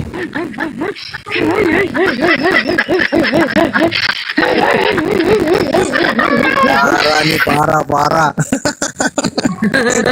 Tapi kena Ya. Man, silakan Bang Man mau bertanya apa? Nah ini Bu, saya mau tanya ini tentang, tapi maaf ya suara aku agak parau ini. Gak apa-apa. Di sini kan kami kalau di daerah sini ya, aku bilang khusus Daerah mana Bang? saya di Nias. Oh di Nias ya. Jadi Oh di Lau ini Margaya, Delau. iya Lau. betul. Ya sih, ya. Iya, kayak Harefa, gitu ya. Ya. Oke. Tuh Jadi- aja Jadi artinya di sini duluan saya kasih pemahaman kepada kita semua ya. Kalau saya di sini berdekatan, berteman, akrab sama yang beda agama, itu sudah hal yang biasa buat saya. Kenapa aku bilang? Karena memang di sini setengah-setengah ya. Kalau aku bilang khusus di kampung kecil ini ya, memang kalau dibilang sini ya itu memang mayoritas Kristen. Kalau untuk daerah kecil saya, kampung kecil di sini memang ya separuh-separuh lah. Mana? Aku Di bilang. Gunung Sitoli. Nias Utara. Oh Nias Utara ya. Lanjut. Karena kami ini orang pesisir ini beda. Kalau agak ke dalam kita kan ya udah beda cerita itu. Jadi artinya kalau hubungan toleransi ini kalau menurut saya itu sudah mendarah daging buat kami di sini gitu. Jadi artinya nggak ada karena kita beda agama maka kita nggak boleh duduk bersama. Gitulah icanya dulu ya kan. Tapi kalau masalah ibadah ya nggak mungkin saya masuk masjid sementara kan kaidah-kaidahnya saya nggak ngerti, nggak mungkin. Begitu juga sebenarnya teman-teman muslim kalau seandainya hari Minggu nanti ya nggak mungkin mereka masuk gereja karena mereka nggak paham itu tata ibadahnya kan begitu. Jadi artinya kalau di luar di sini ya saya akui ya hubungan toleransi itu sangat tinggi gitu kan. Jadi cuma yang saya pertanyakan di sini kepada Ibu Nora dan teman-teman muslim semua abang-abang di sini, ini kan ada terakhir ini perdebatan pada pertanyaan tentang Kristen, kami orang Kristen mengklaim bahwasanya pertamanya muncul ini ya kalau saya perhatikan itu bahwasanya Injil itu dipalsukan kan begitu. Jadi sebenarnya kalau pengaruh Injil dipalsukan ataupun begini segala macam, kalau menurut tanggapan saya karena keyakinan saya segala sesuatunya itu sebenarnya ada dasarnya dan ada baiknya. Kadang pun kita sering-sering bilang salah tetapi juga kita tidak bisa bertanggungjawabkan. Tetapi terkadang juga sebaliknya kita bilang benar tetapi dalilnya nggak ada kan begitu ya kan. Jadi ini pertama saya dapatkan dan kemudian setelah kami teman-teman di sini ya kalau kami sering-sering seperti itu ya biarin aja lah orang itu berdebat. Kalau kita di sini aman-aman saja. Itu saya akui toleransi kami di kampung kecil ini ya. Karena kan setelah dibilang Injil dipalsukan dan sebagian apologet Kristen bertanya, nah kalau betul Injil dipalsukan, siapa yang memalsukan, kapan dipalsukan kan begitu dan mana aslinya? Dan dalil itu, pembuktian itu pun tak ada relevannya sehingga saya pun secara pribadi berarti ini hanya cari cuan ini teman-teman ini yang jadi itu bernilai ya maaf cakap ya tapi ini kan asumsi saya secara pribadi. Kalau memang saya salah makanya selalu saya dahulukan minta maaf. Nah setelah itu beredar maka beberapa juga orang Kristen mengklaim bahwasanya sebenarnya teman-teman muslim ini yang telah copot-copot ini bagian-bagian ayat-ayat dalam Bible itu untuk dimasukkan ke dalam Al-Quran. Jadi kalau menurut saya salah benarnya itu kan ya urusan masing-masing itu loh. Artinya kalau engkau bersalah teman-teman Kristen ataupun engkau bersalah teman-teman muslim dalam pernyataan seperti itu entah ada motivasi tertentu yaitu pertanggungjawabkan di dunia akhirat. Itu menurut saya loh ya. Nah kemudian yang pada terakhirnya saya lagi sedang Pertanyaannya bang, pertanyaannya ditunggu nih. ya pertanyaan nanti ini menjurus ke situ. Artinya saya ceritakan dulu background saya dan alasan saya Atau kalau bertanya. enggak kita tanggapi aja gimana? Ketanggapi dulu. Enggak, Atau WhatsApp aja pertanyaannya WhatsApp. ini pertanyaan saya. Ini masuk pertanyaan saya. Langsung Boleh? Pertanyaannya baru masuk. Ya, baru masuk. Ya, pertanyaan saya begini. Oke, pertanyaannya. Apakah betul bahwasannya secara Islam ini ya, apakah betul bahwasannya kata Allah itu telah dicopot oleh orang Kristen? Nah gitu kan? Yang dinarasikan apa, yang ditanyakan apa? Ini gimana ceritanya? Jadi begini kenapa aku Ustadz bilang? Alif, Bang Jibril sebentar, Bang Man. Ya, sudah dapat tadi tiga ya sebenarnya yang mau ditanya Ustadz Alif. Satu, kalau memang Islam mengklaim Injil kitab Bible itu yang diimani Kristen adalah palsu, buktikan kepalsuannya. Itu tadi ya kita dapat poin. Yang kedua itu tentang apa tadi? Nah itu lupa. Yang kedua Toleransi. Bukan toleransi. Ya udah yang satu dulu lah. Saya lagi parkun juga tadi ada perlu saya jadi tergelitik. Saya izin sebentar lah. Saya izin sebentar Aijib ya. Nanti dilanjut Aijib. Gini, sebenarnya bukan umat Islam yang menuduh, bukan. Kita sedang menampilkan data. Ini kita contoh aja ya.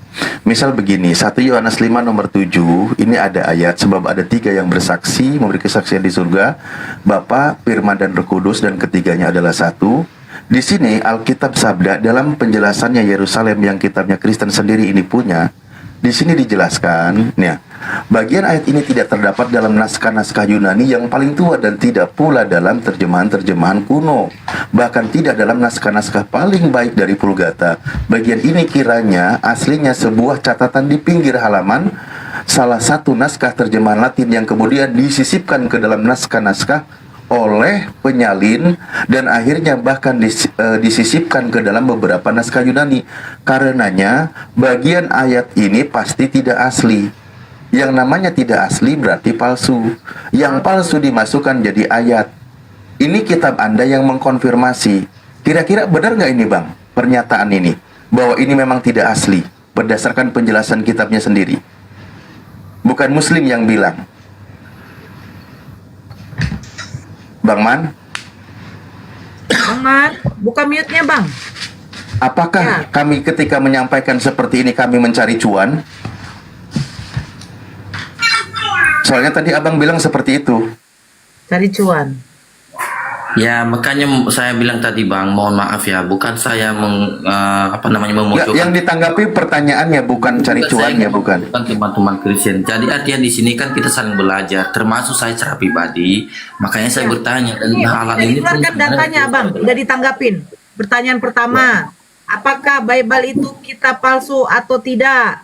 Nah ini udah ditunjukkan datanya. Sekarang abang yang menanggapi. Oke, saya tanggapi ya.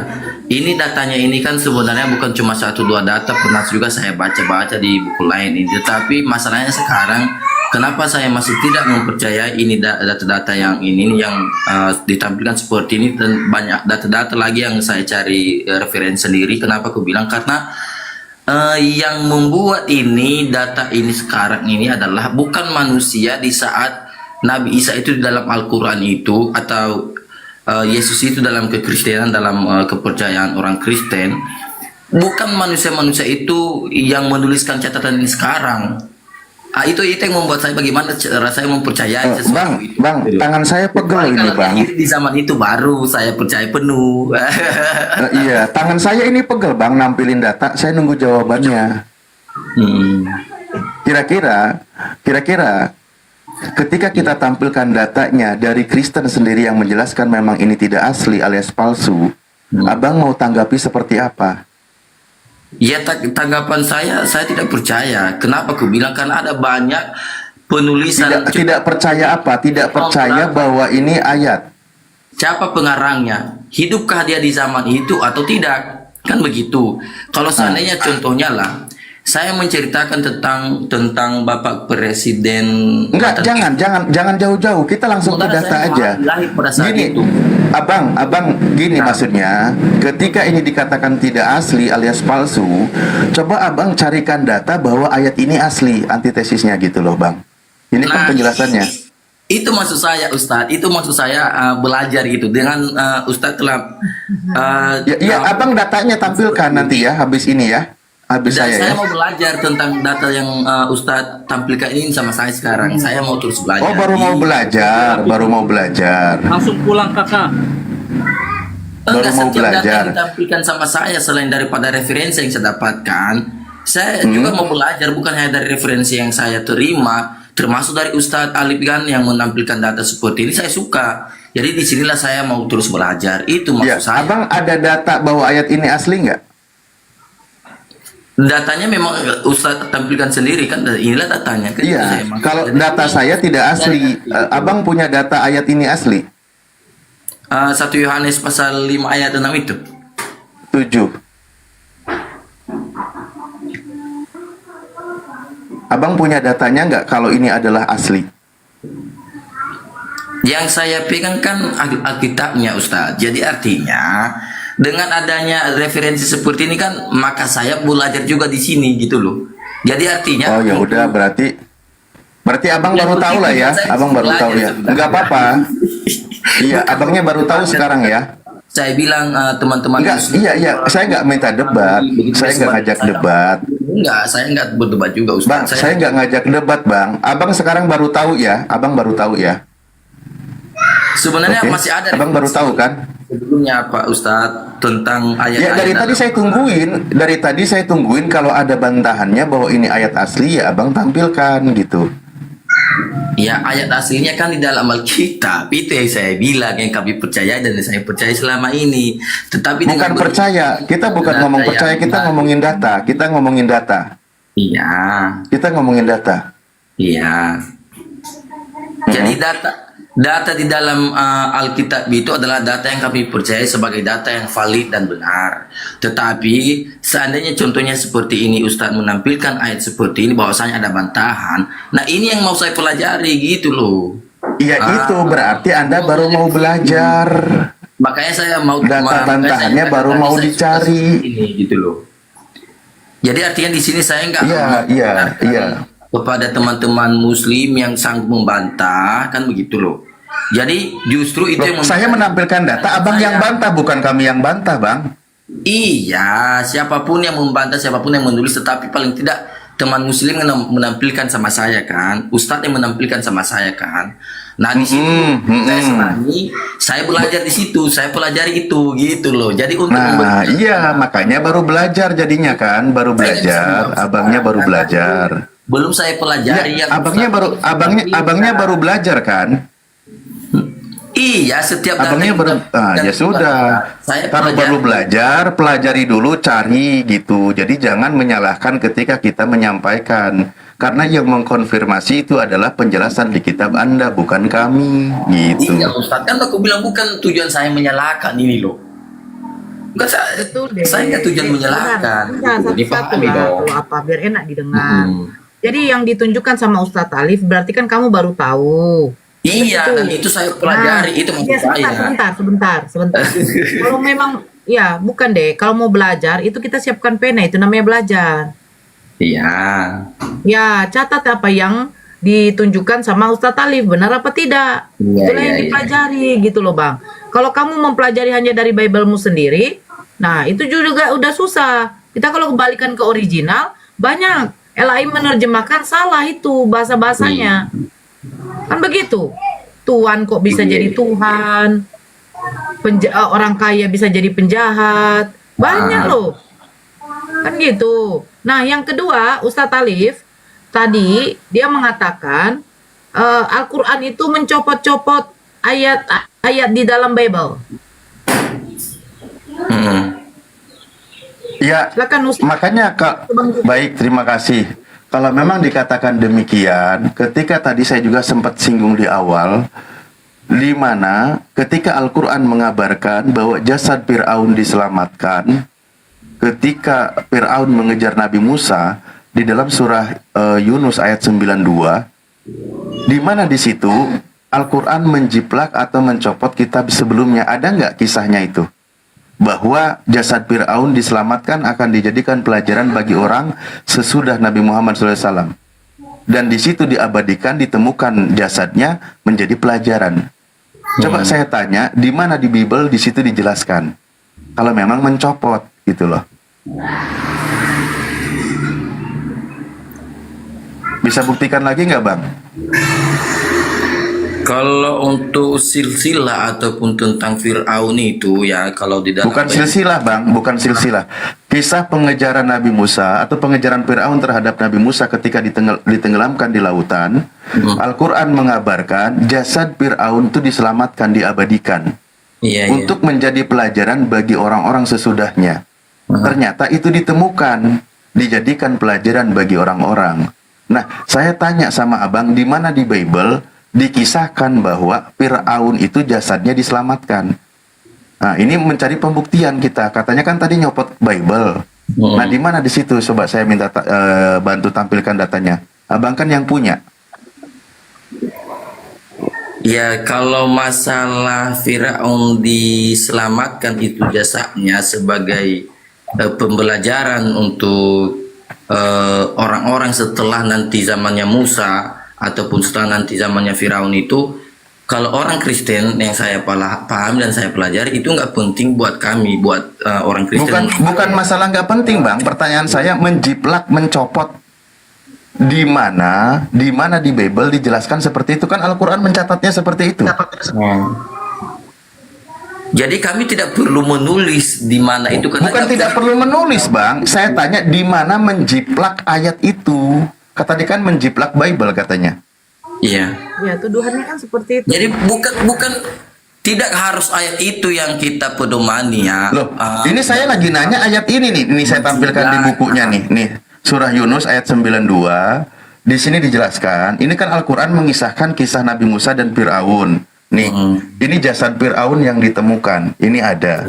Di sini penjelasannya jasad Fir'aun yang menjadi bukti kebenaran Al-Quran. Ya, di sini dijelaskan maka pada hari ini kami selamatkan badanmu, supaya kamu dapat menjadi pelajaran bagi orang-orang yang datang sesudahmu. Dan sesungguhnya kebanyakan dari manusia lengah dari tanda-tanda kebesaran kami, kata Allah. Itu ya. Contohnya Anda kan lagi lengah. Nah, ini ketika dikatakan Al-Quran menjiplak, coba di mana di dalam kitabmu yang mengatakan demikian? Itu kami tidak catat. Kalau orang bukan kami, maaf cakap ya. Itu di dalam Alkitab Perjanjian Lama nggak dicatat tentang kematian Firaun tadi setelah dia meninggal. Oh, berarti tidak menjiplak ya? Berarti tidak menjiplak ya? Tentang itu, tetapi Iya, berarti tidak menjiplak kan? Iya, makanya aku bilang tadi Ustadz, untuk ayat ini memang orang Kristen tidak orang Muslim kalau saya pahami ini nggak menjiplak. Memang ini kan temuannya kan begitu kan? Oke, kalau gitu kita pakai ayat yang lain. Satu tidak bisa dibantah. Saya izin. Saya buka di dalam surah Al-Mu'minun ayat 12 sampai 14. Di situ dijelaskan bagaimana tahapan penciptaan manusia. Ya, di situ dijelaskan oleh Al-Qur'an. Coba carikan di Bible bagaimana Al-Qur'an itu menjiplak di Bible itu ayatnya di mana? Ya, di Bible itu ayatnya di mana ketika masalah penciptaan manusia. Abang carikan lagi, jadi biar ketahuan loh gitu loh ya. Jadi narasi abang itu bisa dipertanggungjawabkan.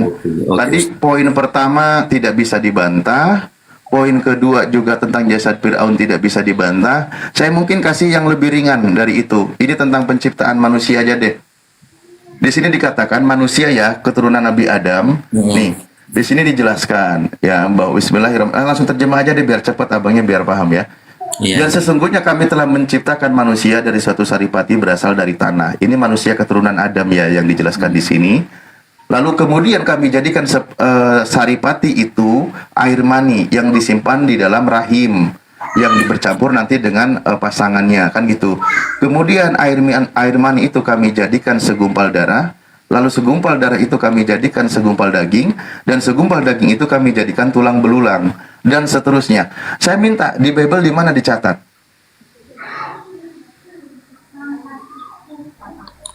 Tentang penciptaan. Iya, manusia seperti ini. Ini kan dalam ilmu kedokteran ini tidak berlawanan.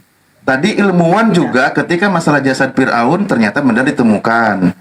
Ada kisahnya itu. Anda bisa googling. Padahal di buku tadi pun ada sebenarnya. Lebih jelas lagi. Nah, ini sekarang coba ilmu kedokteran pun tidak membantahnya. Nah, sekarang di mana di Bible mencatat ini penciptaan manusia tahapannya seperti ini? Ya kalau Bible sama Al-Quran kan memang jelas berbeda itu ayatnya, bahasa. Ayatnya jelas berbeda karena kan kitab ada nggak Alkitab dengan kitab suci enggak, ini kan jangan pakai kalimat yang lain bang, kita pakai kalimat sederhana. Ada nggak di Bible kisah penciptaan manusia keturunan Nabi Adam seperti ini? Tidak seperti itu dijelaskan Ustaz, tidak seperti itu. Nggak ada ya. Iya, tidak seperti itu tulisannya. Oh, berarti boleh nggak klaim Anda tadi dicopot? Saya sudah 3 kali berbicara, Anda tidak bisa membuktikan pernyataan saya. Oke Ustadz, oke begini Ustadz ya, itu kan dalil yang Ustadz bawa itu kan dari ini apa namanya, dari Al-Quran ayat. Anda sendiri yang mengkonfirmasi bahwa tidak ada, berarti kan tidak menjiplak. Iya Ustadz ya.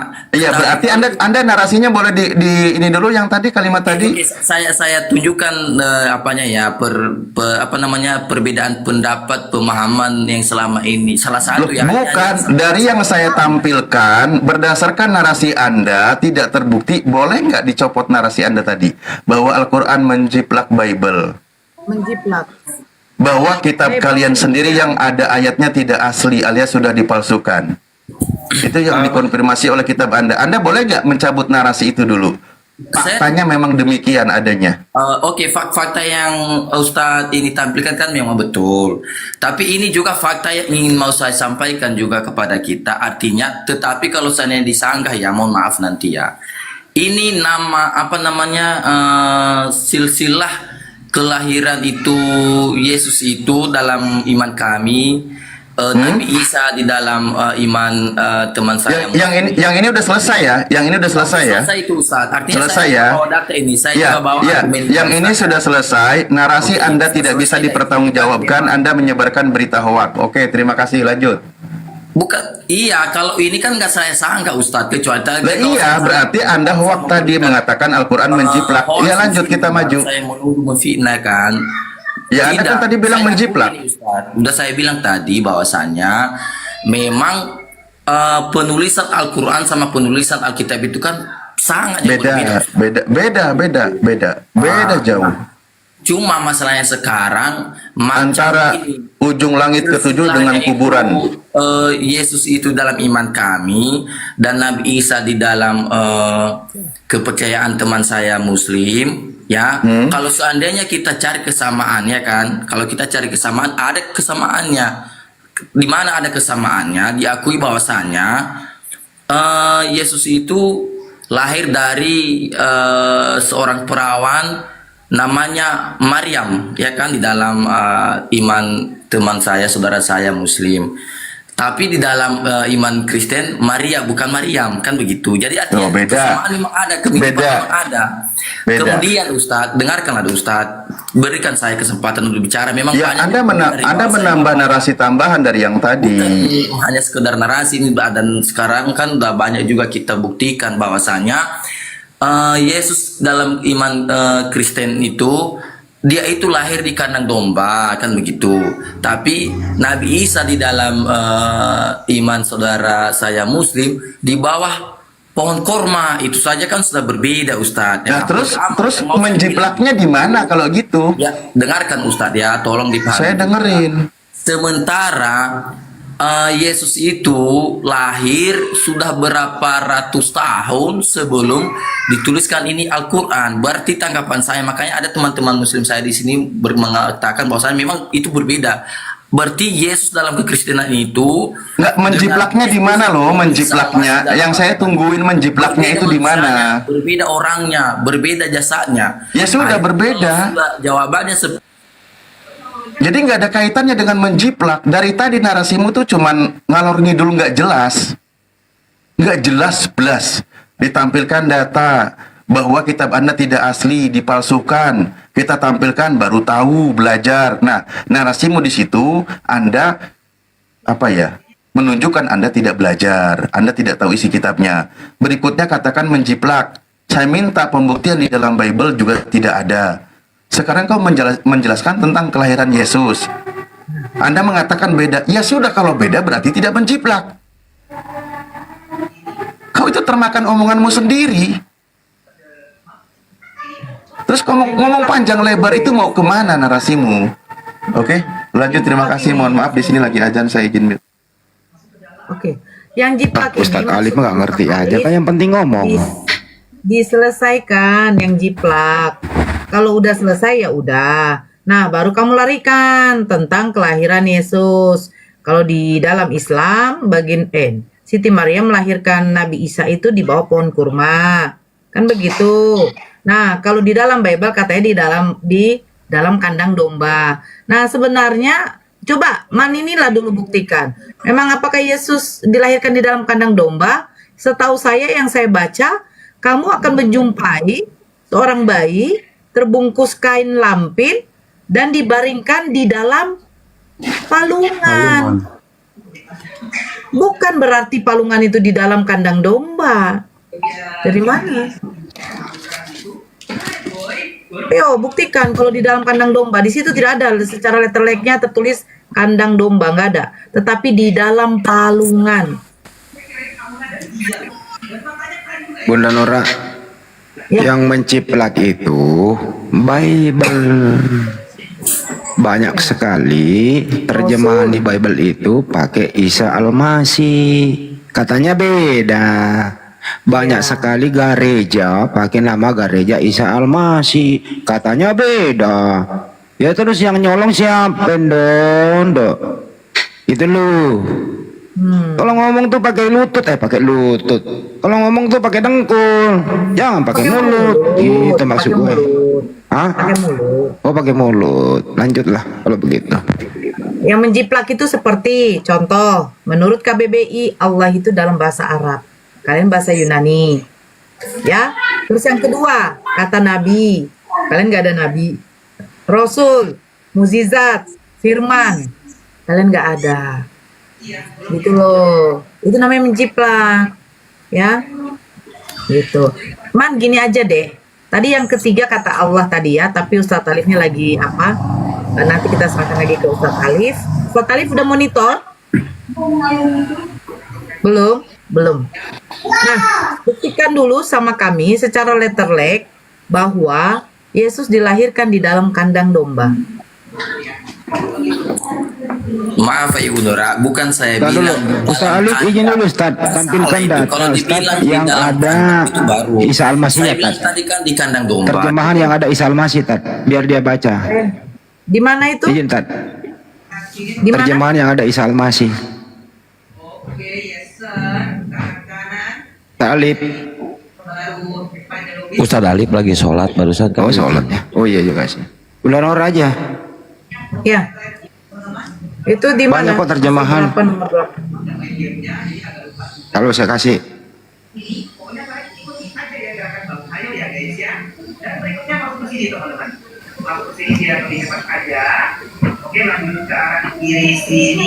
Markus 1 aja. Apa? Markus 1 aja nomor 1. Oke. Markus 1. Oke ya.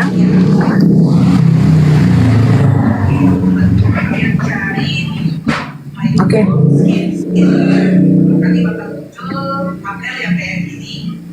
Markus 1 nomor 1. Nih, selebar 2011, inilah permulaan Injil mengenai Isa.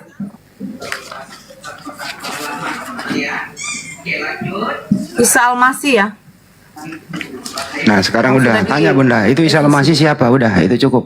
Oke. Siapakah Isa Al-Masih di dalam Markus 1 nomor 1 menurut terjemahan selebar 2011? Ini berapa kali direvisi loh? Nah bro itu data bro, yang ciplak, yang menciplak siapa, yang nyolong siapa? Katanya beda, kok pakai? Silakan bro. Mandelau, pasti kau mencret menjawab ini. Oh, halo, Silakan. halo. Ya. Halo. Ya. Nah, ini kan yang saya sampaikan dari awal tadi, kan Pasti banyak ngapain nih? ini youtuber kalau saya Jangan ke saksikan. youtuber, jangan ke youtuber. Ini loh data. Di Markus 1 nomor 1, di situ ada Injil Isa Al-Masih. Menurut Anda, Yesus sama Isa beda. Pertanyaannya bang, pertanyaannya yang nyolong siapa? Ah, silakan. Atau pertanyaan kedua, Isa Al-Masih di Bible itu siapa?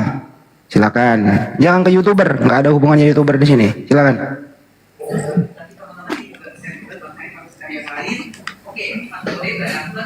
Fokuskan dulu ini, biar tuduhanmu itu kena kembali ke dirimu sendiri. Ternyata kau yang nyolong. Kau yang nyolong istilah Islam, kau yang nyolong Al-Quran. Nah gitu loh.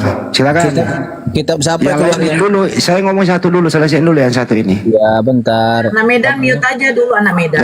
Selesaiin dulu satu-satu. Dengar ya, ini Ya. tadi makanya saya mau naik ke sini kan, mau bertanya karena kan di saling menyerang ini kalau saya perhatikan, makanya tadi tuh saya di sini kan belajar kan begitu. Kamu belajar tapi menuduh kami yang nyolong, menuduh kami yang ciplak. Itu masalahnya. Nah, bagaimana saya bisa menjelaskan ini sementara saya di new terus? Nah Itulah. sekarang siapa Isa Al-Masih yang ada di Bible itu? Silakan. Makanya aku bilang tadi kalau secara kekristenan Yesus itu adalah Tuhan di dalam orang Saya Kristen. nggak nanya itu, bukan itu. Siapa Isa Al-Masih yang ada di Bible? Siapa? Nah, sementara kalau Isa Al-Masih itu kan di dalam iman saudara saya Muslim itu lahir di bawah korma. Jadi pertanyaan saya, kalau memang itu adalah artinya dibuat sama oleh orang teman-teman saya Kristen, begitu juga teman-teman saya Muslim, kalau memang itu dibilang sama. Kakak nyambung. Siapa Isa Al-Masih yang ada di Bible? Silakan. Kalau nggak bisa jawab ganti pemain. Lanjut Bunda Nora. Nggak bisa jawab dia, ganti pemain. Lanjut. Oke, saya jawab ya. Ya. Itu Pak Hendi, itu menurut siapa itu Isa Al-Masih di dalam Lukas 1 ayat 1? Kalau Ya, kita Anda yang Kristen jawab lah. menurut LBI, sebentar, saya belum selesai ya. Kalau menurut Markus 1. Iya, Markus 1 ayat 1 di situ tertulis Isa Al-Masih. Tapi menurut LBI itu tidak ada Yesus Kristus. Tidak ada Isa Al-Masih, itu hanya Tampilin saudara lagi. Muslim yang buat. Kita Isa yang buat Al-Masih selaber. dengan Yesus itu Oh, berbeda. kita yang Sebentar, buat Pak. selaber ya. Sebentar. Di dalam kitab yang kami pegang menurut LBI, Lembaga Bible Indonesia, tidak ada Isa Al-Masih. Baik. Dan pada baik. saat malaikat Gabriel pun datang kepada Maria, itu malaikat Gabriel tidak berkata tentang Isa Bang, Al-Masih. ini data bang, kita baca data dulu ya. Saya Bang, ya. tahu Bang. itu menurut siapa. Bentar, Ini Bang. lihat menurut LBI. Bang, Saya dengerin, Bang. pegang Alkitab. Iya, dengarkan Ya. dulu. Bentar dulu, Bang. Sabar. Oke, lanjut. Ini kan Alkitab. Saya pegang saja. Alkitab soalnya itu kitab siapa itu loh. LBI tidak. Kalau bukan LBI, begini Iya, Bapak-bapak tutup Ibu. dulu. Iya, sudah bang. Ini dulu Begitu data. banyak di luar ini. Ya, begitu banyak di luar ini yang akan membelotkan jalan kebenaran. Iya, Itu iya, salah gantian satu. bicara ya bang. Bang, gantian Oke, ya. silakan. Iya, makasih Silakan. bang. Inilah Silakan. permulaan Injil mengenai Isa Al-Masih. Nah, ini kan direvisi, Bang.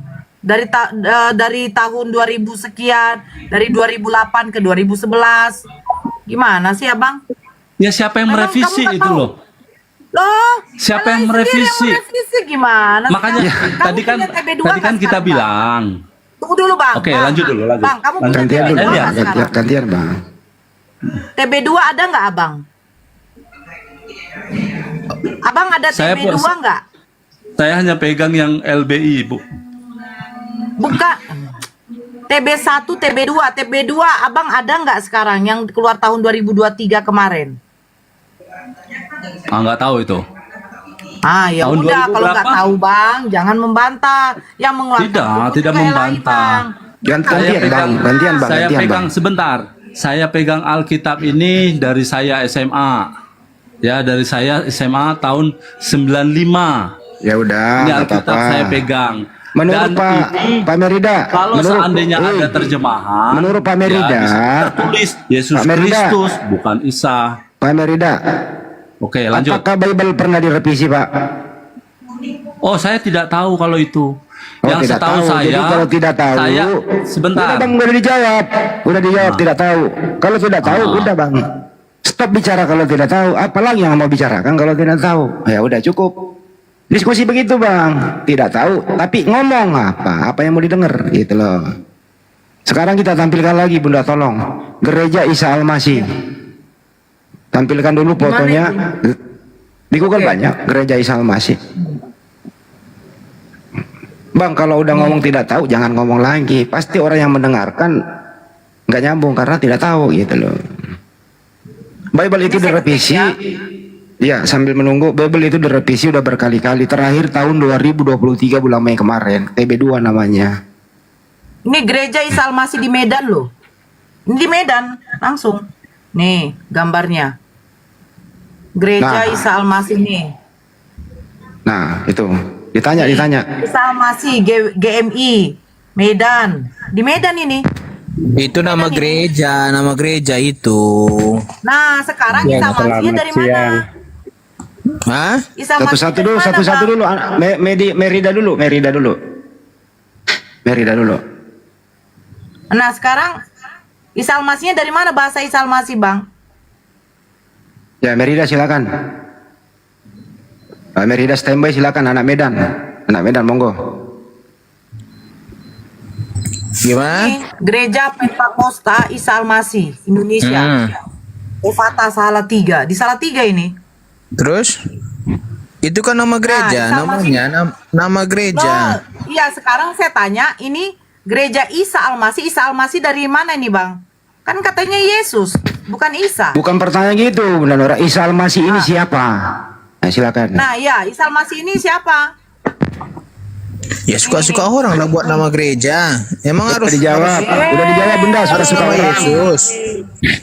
Ada yang buatnya nama gereja GPDI, kasih GPDI ini GPDI Getsemani. Udah dijawab, suka-suka orang, udah cukup.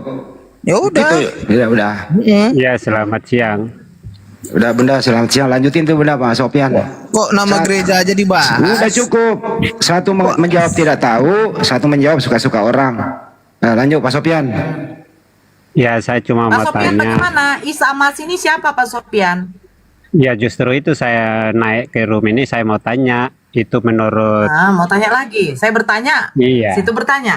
Karena saya Ya. ingin mau tahu itu Isa Al-Masih itu siapa dan ajaran punya siapa. Jadi saya ingin mau tahu juga itu ajaran dari mana Isa Al-Masih. Saya kan kepingin mau tahu juga. Pak Sopian ini Kristen apa bukan Bang? Kristen apa bukan Pak Sopian? Kalau saya ini Katolik. Apa? Saya belum selesai loh. Saya Katolik. Oh Katolik. Ya silakan Pak Sopian. Kalau Katolik beda Saya nih, belum Bang. selesai loh.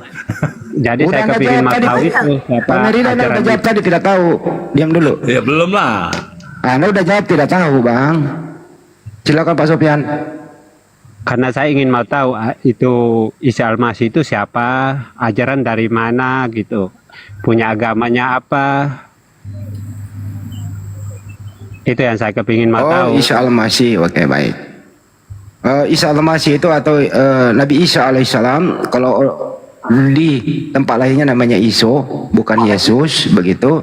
Isa Al-Masih adalah utusan Allah, terus berserah diri kepada Allah, ya disebut Muslim. Ya Isa Al-Masih ibnu Maryam adalah atau Nabi Isa alaihissalam seorang Muslim yang berserah diri kepada Sang Pencipta itu Bang.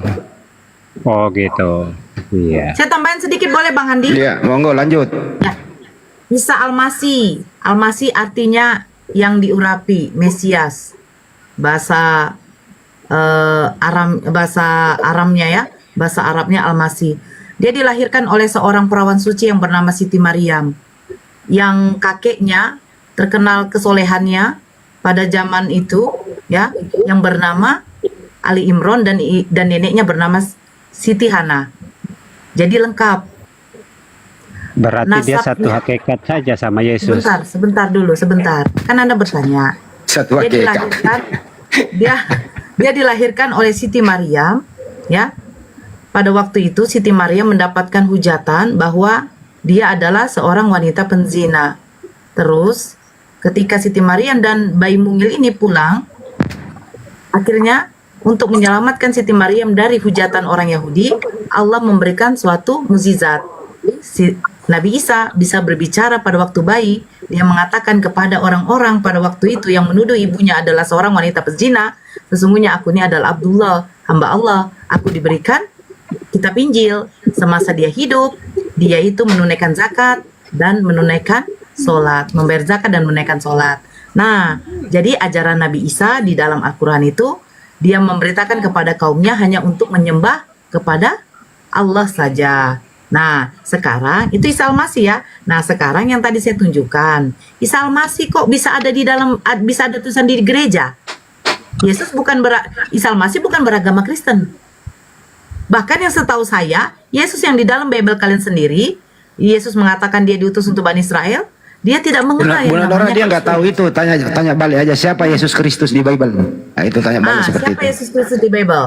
Ya silakan Pak Sopian. Karena dia satu-satunya Allah bagi kami orang Kristen.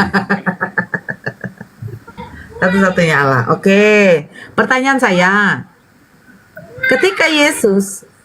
ketika Bunda Maria kedatangan malaikat Gabriel, siapa yang mengutus malaikat Gabriel? Itu Allah itu sendiri. Yesus bukan.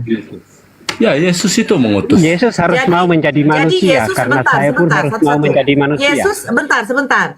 Yesus mengutus malaikat Gabriel menyampaikan kepada Bunda Maria bahwa dia akan dilahirkan. Bukan Allah sendiri yang mengutus dirinya. Loh, kan begini. Di dalam Lukas 1 nomor 26, pada bulan yang ke-6, Allah mengutus malaikat Gabriel untuk menyampaikan kepada seorang perempuan perawan suci yang ada pada waktu itu di kota Nazaret, benar kan? Betul, Nah, betul. Yang mengutus malaikat Gabriel datang ke Bunda Maria kan adalah Yesus sendiri, benar? Itu Allah. Allah Sebelum itu Yesus ada atau nama tidak? Yesus. Allah itu Yesus Ya. tidak?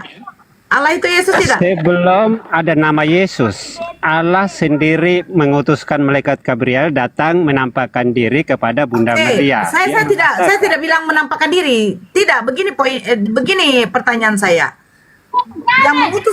Yang mengutus malaikat kepada Bunda Maria adalah Allah. Benar? Iya, Nah, benar. Allah mengutus malaikat menyampaikan kepada Bunda Maria bahwa Bunda Maria akan melahirkan dirinya. Seorang, bukan dirinya, seorang laki-laki yang diberi nama. Nah, seorang laki-laki ini Allah itu juga atau tidak? Itu Allah itu juga. Nah, makanya saya bilang yang mengutus malaikat Gabriel itu adalah Allah itu sendiri yang akan dilahirkan Bunda Maria. Benar kan? Iya, karena itu sebagai. Iya, udah. Iya, berarti yang mengutus malaikat itu adalah Allah itu sendiri yang akan dilahirkan oleh Bunda Maria. Nah, pertanyaan saya, Allah mengutus malaikat Gabriel memberitahu kepada Bunda Maria akan melahirkan Allah. Akhirnya ketika dilahirkan, dia adalah seorang anak laki berubah menjadi namanya Yesus. Betul? Betul. Nah, jadi pada waktu Allah yang berubah menjadi namanya Yesus, pertanyaan saya, apakah Allah masih ada di sorga? Adalah. Ada. Allah itu Tapi tetap katanya ada. Allah sudah Ada. dilahirkan. Allah sudah dilahirkan Bunda Maria. Jangan Berubah namanya disamakan menjadi Tuhan Yesus. dengan manusia yang tidak bisa di beberapa tempat dalam waktu bersamaan. Tuhan itu tidak bisa dibatasi dengan ruang dan Tuhan, waktu. Bang. Bodo Enggak. Saya nggak lari ke situ. Saya nggak lari ke situ. Yang saya larikan, Allah yang mengutus malaikat Gabriel, dia bilang begini kan, Bunda Maria, engkau akan melahirkan Allah yang mengutus aku. Kan begitu. Setelah kau melahirkan nanti itu, Allah itu berubah menjadi namanya Yesus. Kan begitu kata Bang Sofian. Betul kan Bang Sofian? Betul. Nah, sekarang ketika bayi ini yang dilahirkan Bunda Maria yang Allah berubah menjadi namanya Yesus, apakah Allah masih ada di sorga? Masih ada. Masih ada. Jadi kira-kira jadi berapa dua Allah ini? Jadi Dia berapa Allah? satu Allah saja. Itu yang melahirkan Yesus itu sebagai lambang untuk mau menjadi manusia. Karena kita pun harus mau menjadi manusia. Nah, jadi Allah ini sudah jadi manusia belum?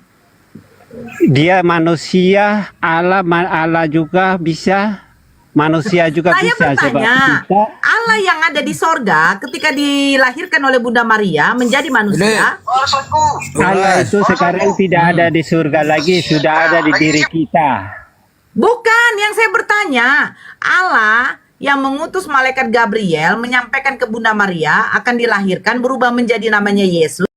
Apakah ketika Bunda Maria sudah melahirkan Allah yang menjadi Yesus ini, masih ada di sorga nggak Allah itu?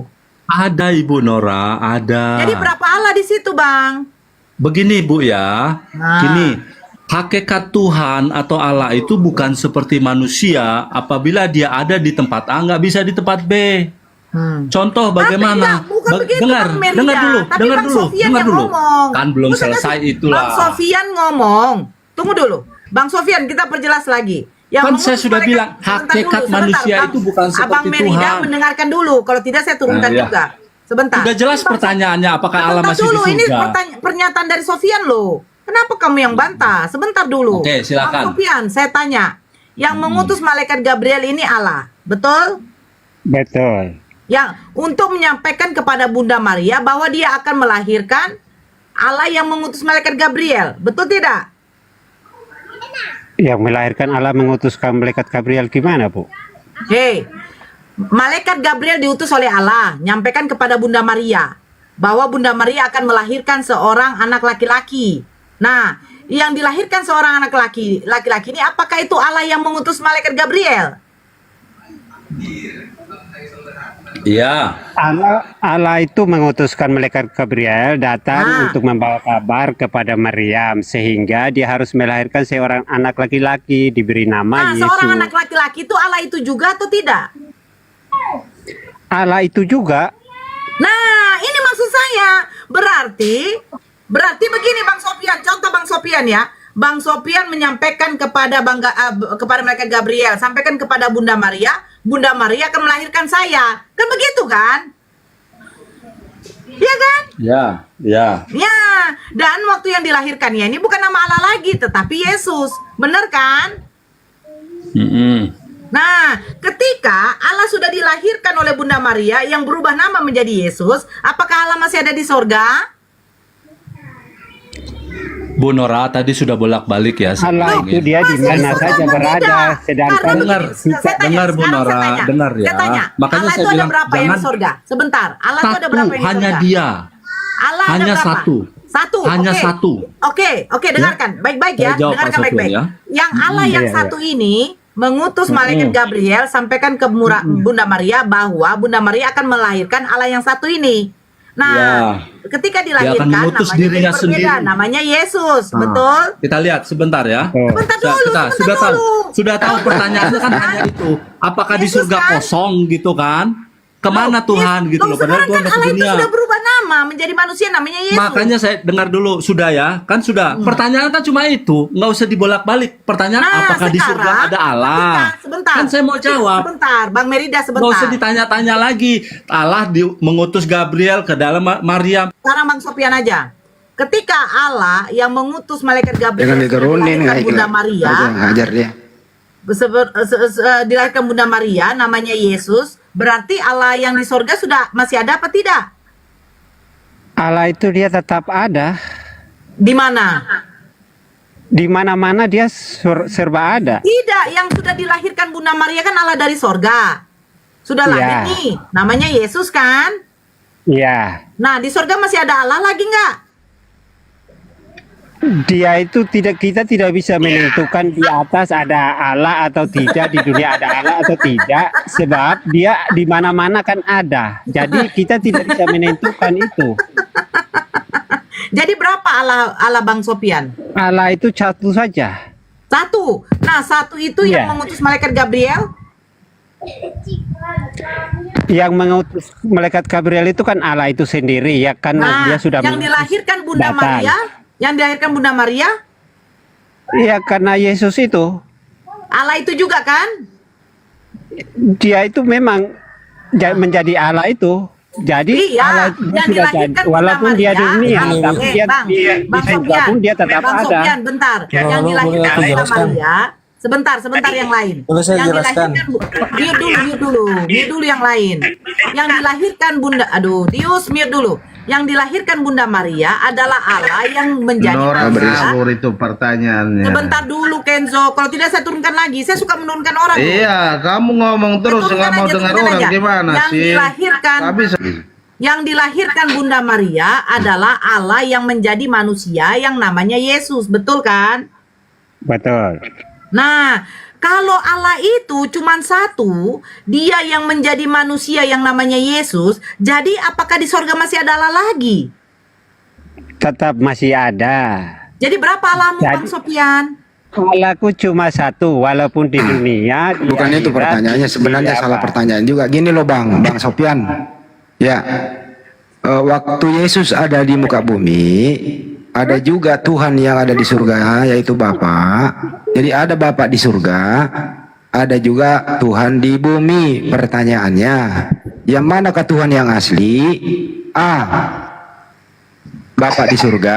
B, Yesus di bumi. C, keduanya asli. Silakan Pak Sopian, monggo. Kenapa diturunin? Diam dulu.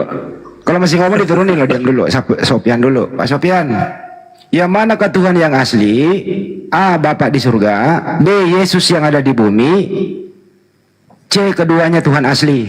Silakan Pak Sopian. Nggak bisa jawab, mundur. Lanjut Bunda, itu aja pertanyaannya. Dia diturunin? Enggak diturunin, mundur dia. Macet. Merida jawab A, B, C. Cepat, jawab kau. Ya, Merida, Kenapa pertanyaannya diturunin? dengerin, Merida. Dengerin pertanyaannya sebelum menjawab. Kali Dengerin. baru hari tahun ini. Dengerin pertanyaannya ya. Ada Tuhan di surga, ada juga Tuhan Yesus di bumi. Pertanyaannya, manakah Tuhan yang asli? A, yang di surga. B, yang di bumi. C, keduanya Tuhan. Silakan. Macet juga. Macet, ketemu dukun beranak. Kok di mute? Ya udah silakan. Mana Tuhan yang asli? Keduanya Tuhan. Keduanya Tuhan, cukup. Tuhannya dua, turun. Udah dijawab, turun. Ya. Udah dijawab dia tuh, keduanya Tuhan, dan keduanya dua. Udah lanjut bunda, begitu pertanyaannya sederhana kan? Dijawab jujur pula lagi dua Tuhannya. Lanjut. Satu Tuhan, Bang. Hah? Kenapa Kelvin? Satu Tuhan. Hah? Itu Yesus turun ke bumi, itu firman yang jadi manusia. Takut diturunin dia bilang satu tuh. Silakan Ustaz Alim. Aduh, ya Allah. Enggak, silakan lanjut dulu, saya menyimak aja. Enggak, hati-hati lo, di sini ada JPU di sini. Pertanyaan JPU itu sangat menjebak. Pertanyaanmu bagaimana? Pertanyaan JPU itu sangat menjebak tapi mendidik ya. Mendidik untuk jujur. Nah, Merida bagaimana, akui Bang, Tuhannya dua. Ya lanjut. Assalamualaikum warahmatullahi wabarakatuh. Waalaikumsalam. Taruh dulu ya Bang ya. Silakan bunda lanjut. Ada yang bilang dua Tuhannya, ada yang bilang satu. Ayo masuk. Nah, sekarang Kelvin, yang satu nih yang mana? Yesus atau Bapa?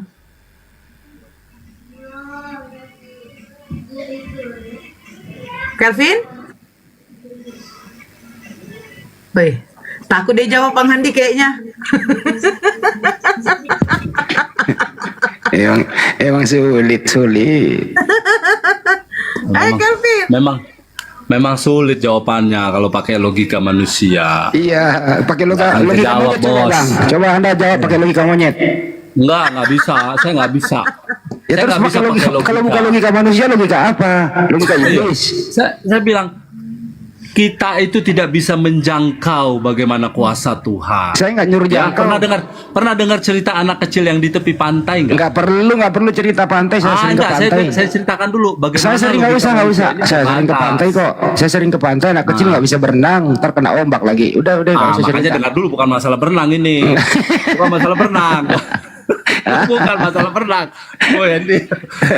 Bukan masalah berenang. Ya terus nggak apa ya, Ada ke anak pantai. kecil. Perlu pengawasan Ya, itu di sama tengah- orang tua. Pada saat dia bermain di pantai, anak kecil itu menggali lubang. Dia berpikir dia bisa membuat Yang nutup lubangnya memindahkan siapa? air ini ke dalam lubang Ombak. itu. Lanjut Ustaz. Nah sebenarnya lautan itu besar itu loh. Jadi nggak bisa. Kalau memang Bentar, izin saya ambil alih lagi. Kita kembali ke diskusi lagi, Bang. Kita kembali ke diskusi lagi, mengedukasi karena ini di-live-kan di beberapa YouTube ya. Kita diskusi pintar ya. Bang, kalau Abang mau bercanda di bawah aja, Bang. Ya. lanjut. Kalau mau bercanda ya. Soalnya ini ditonton ribuan orang. Maunya naruh Ya, ada katanya narasinya tujuannya dibuat adalah dulu. Tuhan. Bertanya Jadi 1 menit, Abang menjawab Merida 1 menit. akui Jadi bahwa nggak ada Tuhan berubah. Abang ada dua ya. Bang Merida akui ya. Tuhan saya satu. Tuhan saya tetap Kok satu. dirubah? Allah Kan dua. Enggak. Allah dan Yesus itu Tuhan saya. Tadi Tidak, Tuhan. tadi Anda bilang Tuhan Anda dua, kok dirubah? Udah mau berapa menit lo dirubah lagi? Kau nggak ada pendirian kok. Bukan nggak ada mengatakan- pendirian. Langsung kalian turunkan itu Bang loh. Merida, sebentar Bang Merida. Abang Nggak usah mengatakan diturunkan, nggak usah barusan- di mute. Makanya Ya, kasih tunggu waktu dulu. 1 menit. Ya, Udah sebentar, 1 menit sebentar, udah makanya gitu. sebentar. Jangan langsung. Barusan, sebentar, Bang Merida barusan mengatakan Allah dan Yesus adalah Tuhan saya. Kata dan itu bukan berarti menunjukkan kesatuan, Bang. Aku Lanjut, dan lanjut. Bang Andi berarti dua oknum. Bapa dan Bener orang Yesus adalah hindari Tuhan penggunaan saya. Allah Berarti Bapa, dua. Bapa dan Yesus saja biar cepat Bapa dan Yesus gitu. Bapa dan Yesus kan berarti dua itu, Bang. Berarti Tuhan dua ya. Aduh, Bang. Enggak, Tuhan Wandi. saya tetap satu. Tuhan saya tetap satu. Oke, siapa? Ya Tuhan Yesus, dia Tuhan Yesus, dia itu Allah itu sendiri. Nah, Oke, gitu. Berarti berarti Bapak itu adalah Yesus ya. Jadi tadi barusan dia terhitung, sekarang dia ke warnes nih. Oke, berarti Bapak itu adalah Yesus ya. Ya. Iya, Nggak apa-apa. betul. Oke, yang disalibkan itu Bapak atau Yesusnya? Yang disalibkan itu adalah tubuh manusia dia, ya, tubuh manusia dia. Itu dengan tujuan untuk penebusan dosa. Kenapa dia harus jadi Tujuan, saya manusia? tidak tanya tujuan. Bapak Ya, itu oke. adalah Yesus kan? Ya. Nah, berarti yang disalibkan itu Bapa kan? Ya, Yesus itu sendiri. Bapa kan? Anak itu sendiri. Ya. Bapa kan? Hmm? Loh, Bapa itu kan adalah Yesus. Iya. Nah, berarti yang disalibkan itu Bapa kan? Berarti Bapa yang disalibkan. Yesus yang disalibkan, tubuh Yesus yang disalibkan. Sekarang saya tanya, Bapa bisa dipisahkan dari Yesus nggak? Tidak bisa dipisahkan, Ibu. Nah, kalau tidak bisa dipisahkan, tidak bisa dipisahkan di dalam ketika sebentar Yesus ya. disalibkan, berarti Bapa Tidak juga bisa dipisahkan di disalibkan. dalam roh, ya Bu ya, di dalam roh. Kenapa? Ya. Kita lihat sebelumnya ada cerita sebelumnya. Enggak. Masuk aku kalau udah ke roh. Ya udahlah. Kalau nggak masuk ya sudah, silakan. Pada saya mau Aku jelasin lagi makan nggak dulu, masuk. 10 menit. Bagaimana ini? Oke. Sekarang begini, Bapa tidak bisa lepas dari Yesus. Ya. Nah, Bapa itu adalah roh yang ada di dalam diri Yesus.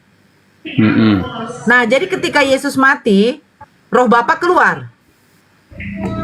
Ya. Roh Bapa keluar. Ya, lanjut dulu. Ya. Ya kan? Cerita dulu. Berarti kan bisa dipisahkan berarti kalau gitu dong. Ada itunya loh, ada kayak princess-princessnya gitu loh, pinggirnya ada nggak?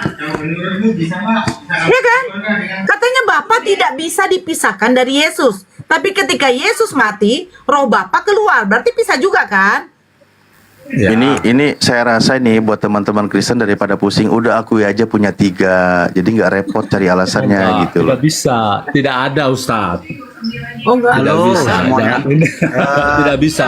Karena memang Mana bisa ya. framing Jangan terlalu rame, satu-satu Ya, siapa dulu yang jawab nih? Tadi kan Anda tolong dulu, udah nih. Anda sama Ustaz Alif. Anda sama, yang lain diam dulu. Oke, silakan kalian dulu.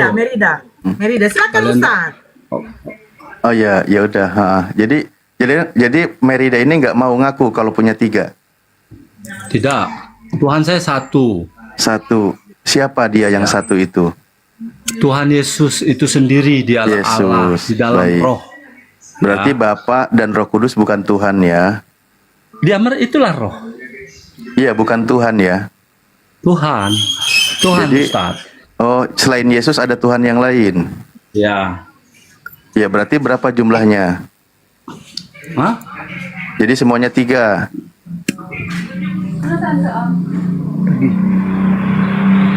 Jadi semuanya 3. Ya, 3 pribadi. Tapi dihitungnya satu. Itulah aku bilang, mendingan jujur aja punya 3 gitu aja. Jadi nggak capek-capek cari alasan. Nggak ngerti Bang, kalau masalah hal itu nggak perlu Bang. Lebih baik abang tanyakan sama pendeta Bang. Kalau nanya sama orang yang nggak ngerti tentang agama. Bukan Bang, saya yakin kalau tanya pendeta akan bilang jangan banyak tanya, imani saja. Banyak jemaat yang naik ke Komal bilangnya seperti itu ketika mereka bertanya sama pendeta. Konsepnya gini Bang, di gimana? agama Kristen itu Allah itu Tritunggal. Ya, konsep Kristen ya, bukan konsep Yesus. Silakan. Bukan. Jadi biar jangan salah paham itu Bang Medra itu mengatakan Allah itu Yesus ini segala, Allah Tritunggal, Bapa, Putra dan Roh Kudus. Nah, itu Allah itu Esa, jadi Allah itu satu. Terjadinya datangnya Yesus itu karena Allah melihat manusia itu begitu banyak dosa-dosanya, maka diturunkanlah anaknya yang tunggal. Diturunkan anaknya yang tunggal. Ya, diturunkan. Ya. Allah itu satu gitu. Jadi Tuhan beranak ya. Tidak ada beranak. Jadi Tadi bilang secara anaknya. logika manusia pemikirannya nggak bisa Bang. Gimana sih? Religius. Religius. Yang nggak bisa di pemikiran manusia. Jadi Allah itu mujizatnya mustahil bagi manusia, nggak bisa dimasuk akalnya gitu loh Bang. Itu namanya mujizat. Bang, kalau saya Allah bisa buat anak Allah Indonesia bisa buat gimana? segala sesuatu itu yang nggak ada bisa ada. Ngerti nggak maksud saya Bang? Berarti nambah Tuhan bisa ya? Nggak, itu konsep orang salah. Lah, tadi kan di perjanjian lama cuma 1 Esa. Tiba-tiba di abad pertama nambah 1. Cerita perjanjian lama itu masuk setelah di perjanjian baru, itu yang diambil dari cerita perjanjian lama. Lah iya, di perjanjian lama kan Tuhan itu Esa kan? Memang konsepnya begitu. Lah iya. Terus dia nambah satu Tuhannya di perjanjian baru. Makanya abang pahami dulu pembahasan Gimana? masalah itu kepada pendeta. Kalau hanya berlandaskan Jadi kita abang bahas kepada apa manusia, ini? ya itu. Jadi kalau masalah agama nggak usah dibahas bang sebenarnya di sini. Nah, terus kita bahas apa? Janda pirang. Yang bahas jangan menghujat agama lain. Sudah, jangan mempertanyakan agama. Tanyakanlah agamamu sendiri. Kalau anak Indonesia saya tanya, kalau anak Indonesia anak apa bang? Diam dulu, yang lain diam dulu, biar dia berdua dulu selesai ya. Bang, kalau nggak mau bahas agama, mending di bawah dulu, nyimak dulu ya bang ya. Kan ini diskusi. Bang, kalau abang begini, ini namanya menghujat agama lain bang, menceritakan Kan agama diskusi orang lain. bang. Enggak, kalau namanya diskusi bang, tidak ada hujat menghujat. Ini diskusi cerdas dan diskusi sehat bang. Abang kalau nggak mau diskusi, gantian dulu ya bang ya, di bawah ya. Iya bang. Makasih bang. Yo sama-sama. Ya silakan. Ini ada Nathan. Iya, apa Silakan. yang mau dibahas nih kira-kira. Oke, silakan Ustadz Alif maju. Kalau gitu gini aja Kang, saya minta teman-teman Kristen kita berdiskusi di sini yang tidak ada beban untuk teman-teman Kristen, biar nyaman, biar belajar. Oke, Nah gitu kalau aja gitu, ya. kalian bertanya tentang Islam aja kalau gitu. Oke. Nah, saya mau nanya boleh nggak? Boleh. Oke, sekarang kalau Nabi Muhammad itu di umat Islam panggilannya apa? Rab atau apa? Lah itu tadi sudah disebut Nabi Muhammad SAW. Gimana sih? Ya, kalau Allah di Al-Qur'an panggilannya apa? Rab juga. Ada Al-Khaliq, ada Ar-Rahman, ada Ar-Rahim, ada Rabbul Alamin, banyak sebutannya. Kalau Nabi Muhammad di tempat kalian berarti Tuhan juga kan? Nabi itu udah disebut Nabi, bukan Tuhan. Iya, nabi kalian juga kan. Berarti yang kalian yang hormat itu Nabi Muhammad atau Allah bagi kalian gitu loh. Loh, bukan. Ada yang bilang bukan saya. Iya, maksud saya Nabi Muhammad itu kalau di kalian itu Rabnya kalian atau Nabi kalian atau Tuhannya kalian? Nabi. Udah dijawab Nabi. Oke, kena. Nah, terus kalau di Kristen, kalau Tuhan Yesus itu kan dia istilahnya gini, itu adalah kepercayaan bagi kami, sama juga seperti umat Muslim. Nabi Muhammad itu juga kepercayaan kalian. Dia Nabi juga, Bang. Iya, di Hindu pun juga ada kepercayaan mereka Nabi apa dewa-dewa kayak Krishna atau apa. Iya, Kalau ya di pertanyaan Buddha saya juga Bang Nathan, pertanyaan saya, dia Nabi juga Yesus di dalam keyakinanmu? Kalau di Muslim kan dia Isa. Iya, maksudnya tadi Yesus kan? itu, iya tadi Yesus itu Nah, Nabi kalau di juga ya? Kristen itu Yesus. Iya gitu bang, loh. iya Nabi bang. Dia Nabi juga ya? Tuhan. Justru kalau di Al-Quran itu kan diborong? Di Kristen dulu, Nasrani dulu yang muncul ada di dunia ini baru Muslim. Jadi di Al-Quran itu kan mengikuti kitab Injil kami ya kan. Kalau di kami Yesus, enggak. Di tempat kalian kan Isa gitu loh. Iya, di kitab Anda Yesus itu Nabi juga atau bukan? Nabi. Kalau di Nabi ya? tempat ya, kalau di kami itu dia Yesus itu di tempat, kalau dibagi kalian itu kan Nabi ya kan. Kalau di kami itu dia adalah Allah. Jadi di kitab kami Matius 21:11 Matius 21:11 Mungkin saya jelaskan bang. di kitab kami Yesus berkata, jika engkau melihat aku berarti engkau melihat Bapakku di surga. Nah gitu. Gitu. Berarti Ya, ketika melihat Yesus disalib itu Bapa di surga lagi disalib gitu. Bukan Bukan, dia artinya firman, gini, bang. dia itu Nah, adalah kayak Yesus mana itu sih? adalah firman Begini, Bang. Allah turun ke bumi. Ya kan? Tapi kalau di Al-Qur'an kalian kan juga ada Nabi Isa juga turun ke Udah lah, bumi. kau diam apa nggak nyambung, kau diam, Juga ganti pemain, nggak nyambung dia sama si Kelvin, Ustaz. Ya, silakan teman-teman Kristen, diskusinya yang merasa tidak ada beban dari Kristen, Begini bang. biar belajar. Yesus Allah Bapa sama Allah Anak beda bang. Yesus, Allah Bapa, Allah Anak, ada berapa Beda. itu? Antara Yesus dengan anak itu perbedaannya apa? Kalau Yesus itu firman. Kalau anak? Enggak, Yesus itu anak. Lah, tadi kau bilang Yesus, Allah Bapa dan Allah Anak katanya. 3 pribadi, Allah Anak, Allah Bapa, Allah Roh. Ada 3 di situ ya. Yang Tuhan yang mana? 3 pribadi, 1 hakikat. Yang Tuhan yang mana?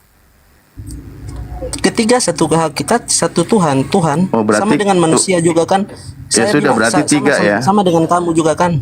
Kamu punya roh, kamu punya pikiran, kamu punya badan itu. Tapi kamu kan dilihat satu kan. Jadi Tuhanmu kayak manusia ya? Contohnya gitu. Ya contohnya Tuhanmu kayak kami semua ini di sini. Bang, begini bang, penjelasannya bang. Gimana? Sebelum dunia ada, Yesus sudah ada. Yesus itulah sang firman. Sebelum dunia ada, Yesus sudah ada. Iya, sama dengan perjanjian lama ayat Kejadian 1 ayat 1. Lalu Allah berfirman. Firman itulah anak lah, Yesus. Oh, ketika Tuhan berfirman itu berarti Tuhan beryesus. Firman itu yang menjadikan seluruh apa ini. Lah iya kan di Kejadian 1 kan di situ Tuhan berfirman. Iya. Berarti di situ Tuhan sedang beryesus gitu. Kamu nggak ngerti. Yes. Iya, makanya aku bilang diskusinya yang enteng, yang teman-teman aja merasa tidak terbebani. Jadi gimana? Jadi jangan Begini, kalian Bang. sendiri yang bikin beban gitu loh. Firman manusia ini nanti kan Yesus datang kan menjelma jadi manusia kan. Kalau dulu Yesus belum ada wujud manusianya, belum ada, nggak tahu wujudnya gimana. Firman lah dia, firman. Bahwa dia datang ke dunia ini, diambil rupa manusia, baru dia jadi manusia. Firman itu sudah jadi manusia. Iya. Berarti di abad pertama Tuhanmu nambah 1 yang jadi manusia. Maksudnya? Ya itu, Tuhanmu manusia di abad pertama 1 nambah. Kan Yesus kan dulu firman. Iya, kan dia menjadi manusia. Ya, sama dengan firman mengatakan begini, pada mulanya ada firman. Iya. Firman itu bersama-sama dengan Allah dan firman itu adalah Allah. Firman itu menjadi manusia. Iya, firman itu menjadi manusia. Oke, begitu bang. Sebelumnya nggak ada kan yang jadi manusia? Iya, nggak ada. Nggak tahu rupanya gimana. Nah, ketika dia menjadi manusia, masih ada nggak firman di atas di langit, di surga? Firman itu yang turun jadi manusia. Ada Bapa di atas. Berarti firman sudah tidak ada lagi di surga. Nggak ada. Udah turun nggak ke ada. bumi. Berarti Bapa tidak bisa berfirman lagi karena firmannya sudah jadi manusia.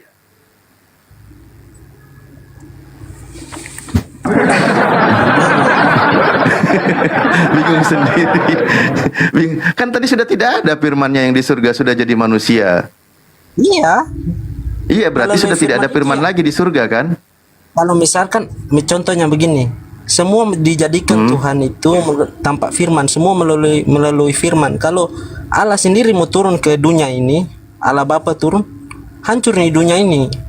Iya, makanya firmannya yang jadi manusia, Bapaknya tidak gitu. Jadi Bapak sudah tidak bisa berfirman lagi karena sudah jadi manusia. Ya, gimana? Allah Bapa. Ya gimana, kan Anda sendiri yang bilang. Kan sendiri kau tadi yang bilang, firman itu telah menjadi manusia, sudah tidak ada lagi firman di Bapa, di surga, di langit. Ya sudah, berarti Bapa tidak bisa berfirman lagi. Berfirman melalui Yesus lah, bisa berfirman. Kan bisa sudah lah. Jadi manusia kan, firmannya itu kan yang di surga. Kan Tuhan kan Maha Kuasa kan? Iya, kan tadi kau kenapa tadi kau bilang tidak ada firman lagi di surga? Iya, firman itu turun ke bumi jadi Yesus. Ya, berarti sudah tidak ada di surga kan? Iya. Terus Bapak sudah tidak bisa berbicara lagi, sudah tidak bisa berfirman lagi. Kan firman sudah turun ke bumi. Iya, makanya Bapak tidak bisa berfirman lagi dari surga karena sudah turun ke bumi. Memang mau kasih jelaskan nih orang-orang ini memang. Jangan marah bang. Kan abang sendiri yang bilang firman sudah tidak ada lagi di surga karena sudah menjadi manusia. Nah sekarang Bapak bagaimana? Bapak sudah tidak bisa berfirman lagi kan di situ karena sudah menjadi manusia. Bisa. Berarti masih ada firman. Salah Masih Ustaz. ada. Jadi Bapak tidak berfirman lagi, tapi Bapak bermanusia. Gitu Ustaz. Bapak bermanusia. Atau kalau Bapak mau berfirman, Yesusnya naik dulu ke surga gitu, biar Bapak bisa berbicara. Enggak lah, bukan begitulah. Gimana? Ya tadi kan kau bilang firman itu sudah turun ke bumi menjadi manusia. Di surga sudah tidak ada firman lagi. Bapak sudah tidak bisa berfirman lagi kan? Berfirman. Mana mungkin Berarti masih Bapak ada. bisa berfirman. Berarti masih ada firman dalam diri Bapak. Masih ada lah. Masih ada. Berarti nambah firmannya. Maksudnya Firmannya nambah. jelas. Ya kau sendiri yang menjelaskan, saya ikutin. Kenapa abang yang bingung? Ya kau sendiri yang menjelaskan. Halo, selamat siang. Menjelaskan. Iya, biar aku ngerti, tolong dijelaskan.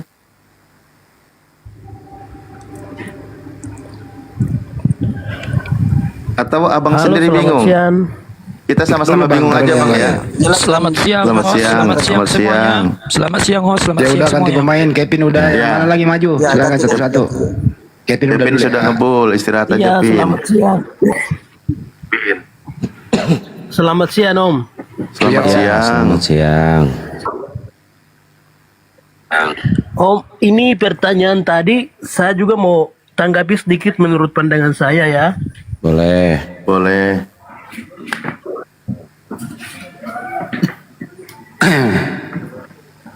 Silakan Bang. Ini pertanyaannya tadi seperti bagaimana coba bisa ditanyakan? Yang mana itu? Yang firman. Tadi kata Bang Kevin, ketika firman itu menjadi manusia, maka tidak ada firman lagi di surga karena sudah menjadi manusia. Iya. Ini saya juga tanggapi sedikit. Jadi pertanyaannya adalah ketika firman itu menjadi manusia berarti pasti di surga tidak ada firman. Nah, begitu ya. Tadi itu statementnya dari Kelvin.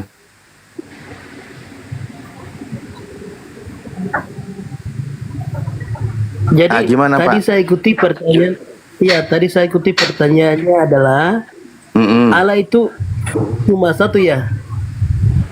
Iya, tapi dibilang sama teman-teman Kristen jadi 3. Cuman 3 itu diakuinya 1.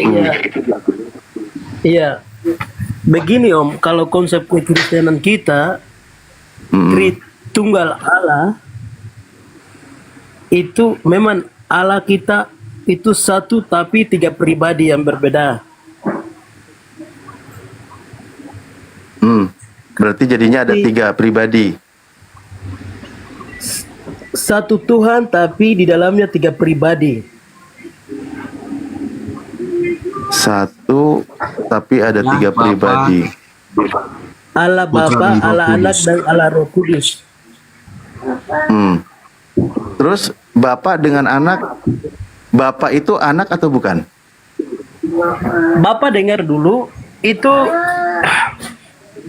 di dalam ketiga pribadi itu satu Allah.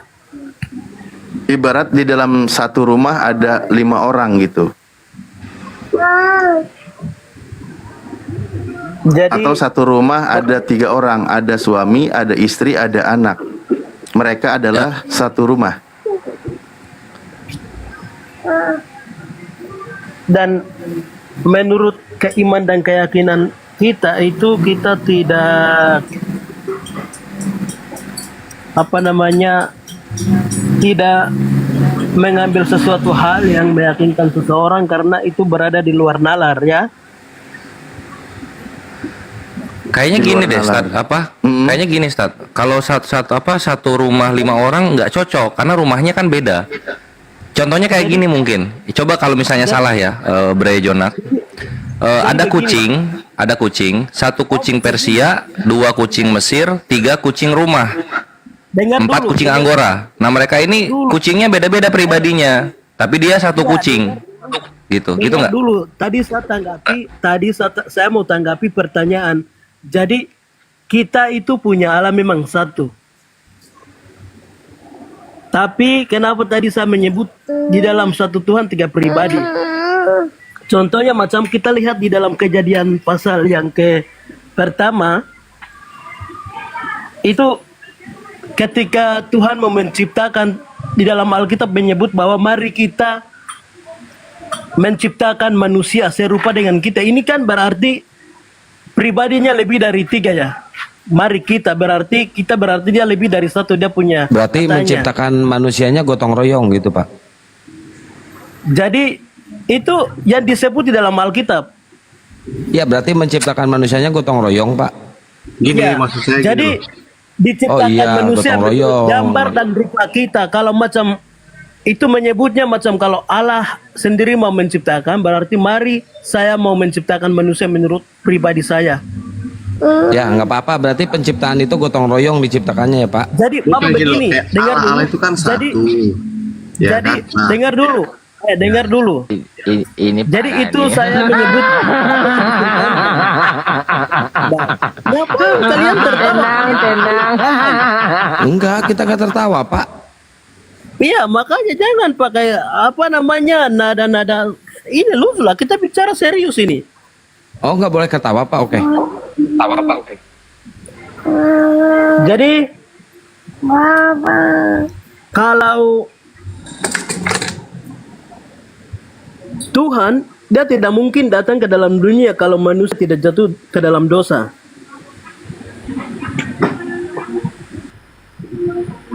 Dosa apa Pak? Dia tidak menginkarnasi, dia berubah wujudnya menjadi seperti manusia kalau manusia tetap yang Tuhan ciptakan kalau tidak jatuh ke dalam dosa. Dosa siapa? Dosa manusia yang dilakukan oleh Adam dan Hawa di dalam Kejadian pertama, Kejadian pasal yang ketiga. Itu menurut Alkitabiah ya. Pak, itu ada musik Pak, boleh jauh dari musik dulu nggak Pak? Ini lagi live di YouTube. Bagaimana? Itu Bapak ada musik, jauh dari musik boleh Pak? Oh ya, ini teman-teman sebelah. Ya. Sabar ya. Ya. Jadi kalau kita hanya punya Tuhan satu, itu memang punya Tuhan hanya satu. Kenapa Tuhan Bapak banyak Pak? Ya dulu kan dia jelasin dulu kan, nggak apa-apa. Jadi Bapak begini, kalau manusia pertama yang Tuhan ciptakan yaitu Adam dan Hawa, kalau mereka tidak jatuh ke dalam dosa, Tuhan Yesus tidak mungkin ke dalam dunia. Yesus yang Allah yang berubah wujudnya menjadi manusia tidak mungkin datang ke dalam dunia. Brother, Yesus dan Bapa itu sama atau beda? Bapak bisa buka Atau beda? Hah? Yesus dan Bapa sama atau beda? Yesus itu satu Tuhan. Jadi sisi ketuhanan dia sama dengan Allah. Pak, yang mana yang Tuhan antara Bapa dan Yesus? Yang mana yang Tuhan? Tuhan itu Allah, itu Bapa dan Yesus dan Roh Kudus, ketiganya adalah Tuhan.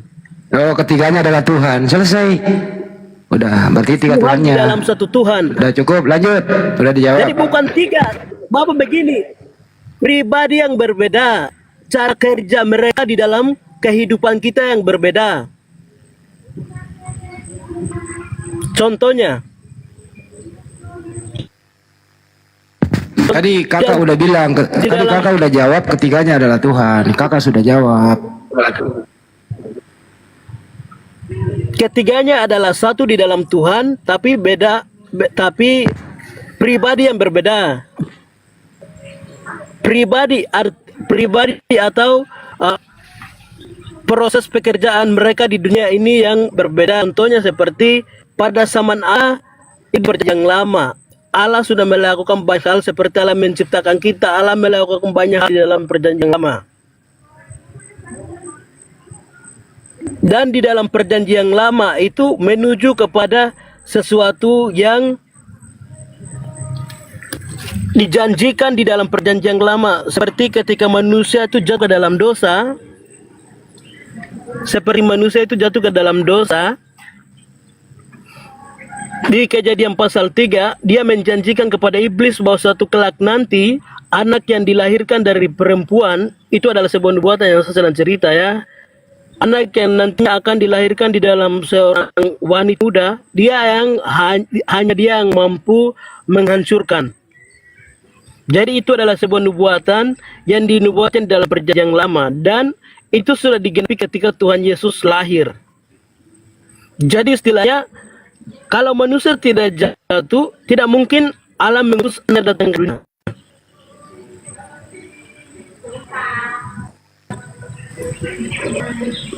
Tetapi manusia jatuh, maka Allah mengutus anak satu-satunya di dunia untuk menyelamatkan kita sebagai orang-orang yang percaya kepada Yesus. Setelah Tuhan Yesus mengutus monitor gak nih? untuk monitor menjadi guru bagi orang-orang yang percaya kepada Yesus. Enggak, gini aja Pak John gini ya. Ini berdasarkan informasi yang kami gali, yang kami pelajari. Sebenarnya yang Bapak jelaskan tentang konsep Tritunggal itu kan tidak alkitabiah, tidak ada pengajarannya di dalam Bible. Tapi kami melihat rumusan Tritunggal itu ditemukan oleh bapak-bapak gereja di abad kedua. Itu yang Pak John jelaskan. Jadi Bapak begini. Di dalam Alkitab sudah menulis juga di dalam, kalau nggak salah itu di Injil Yohanes, itu sudah menulis bahwa bila mereka menulis semua peristiwa yang sudah terjadi, maka tidak muat, Alkitab memuat untuk mengisi. Yohanes 20:31. Tetapi di dalam Alkitab menulis di dalam Alkitab menulis hanya garis besar dan peristiwa-peristiwa yang sudah terjadi. Sehingga Supaya yang lain yang tidak ditulis dalam Alkitab itu semuanya adalah pekerjaan Roh Kudus. Bukan Pak, bukan gitu. Artinya yang Bapak sampaikan itu. Izin saya baca ya, izin saya bacakan ya. Narasinya tuh bukan begitu Pak. Dengar saya juga dong. Kan dari tadi Bapak bilang terus. Dengerin dulu saya gantian ya. Nih, masih banyak tanda lain yang dibuat Yesus di depan mata murid-muridnya yang tidak tercatat di dalam kitab ini. Tetapi semua yang tercantum di sini telah dicatat supaya kamu percaya bahwa Yesuslah Mesias, Anak Tuhan, dan supaya kamu oleh imanmu memperoleh hidup dalam namanya. Supaya percaya, intinya Yohanes mencatat kitab tentang perjalanan Yesus. Yesus itu supaya dipercaya, Yesus itu sebagai anak Elohim atau anak Tuhan, bukan sebagai Tuhan. Itu dari 21 pasal Yohanes mencatat intinya di situ. Bapak begini, tadi saya jelaskan bahwa kalau manusia pertama tidak jatuh, Allah tidak mengutus anaknya datang ke dalam dunia. Ini kemana lagi ini? Manusia pertama, Adam, kisah Nabi Adam alaihissalam. Manusia pertama jatuh dalam dosa. Manusia pertama jatuh ke dalam dosa. Oleh karena itulah Tuhan Yesus diutus ke dunia. Sebelum Yesus ada nggak yang diutus Tuhan? Bagaimana? Sebelum Yesus diutus, ada nabi lain yang diutus oleh Tuhan. Begini Bapak, di dalam kejadian pasal yang ketiga itu dia punya judul tulisan hitamnya di atas itu bahwa manusia jatuh ke dalam dosa. Hari ini saya tidak pakai Alkitab. Bapak kalau di dalam rumah ada teman-teman banyak, jadi saya tidak pakai Alkitab dan saya ada di luar. Makanya tadi saya bantu Bapak, saya bantu bacakan ketika narasi Bapak berbeda dengan isi kitabnya, saya bantu luruskan. Jadi Bapak begini. Kalau manusia pertama itu jatuh, maka Allah tidak mengutus anaknya. Tapi karena manusia pertama itu jatuh ke dalam dosa, maka Allah mengutus anaknya. Dan kita lihat juga di dalam Kejadian pasal yang ketiga, dia punya kop hitamnya di atas itu. Pak John, manusia jatuh ke dalam dosa. Pak John. Jadi aduh, suaranya mana delay, putus-putus. Saya sih mau dengerin, cuman putus-putus, Pak. Dia antar. Ini bagaimana ya? Ditutup aja kalau nggak kameranya, Pak. Karena itu mempengaruhi juga ke sinyal. Coba. Iya. Bisa ya? Nah, ini mendingan, ini mendingan. Mohon maaf ya, Pak ya, mohon maaf ya. Iya. Oke. Bapak begini, jadi kalau di dalam Kejadian pasal yang ketiga, seketika manusia itu jatuh ke dalam dosa, itu sudah ada percakapan antara Allah, manusia dengan ular.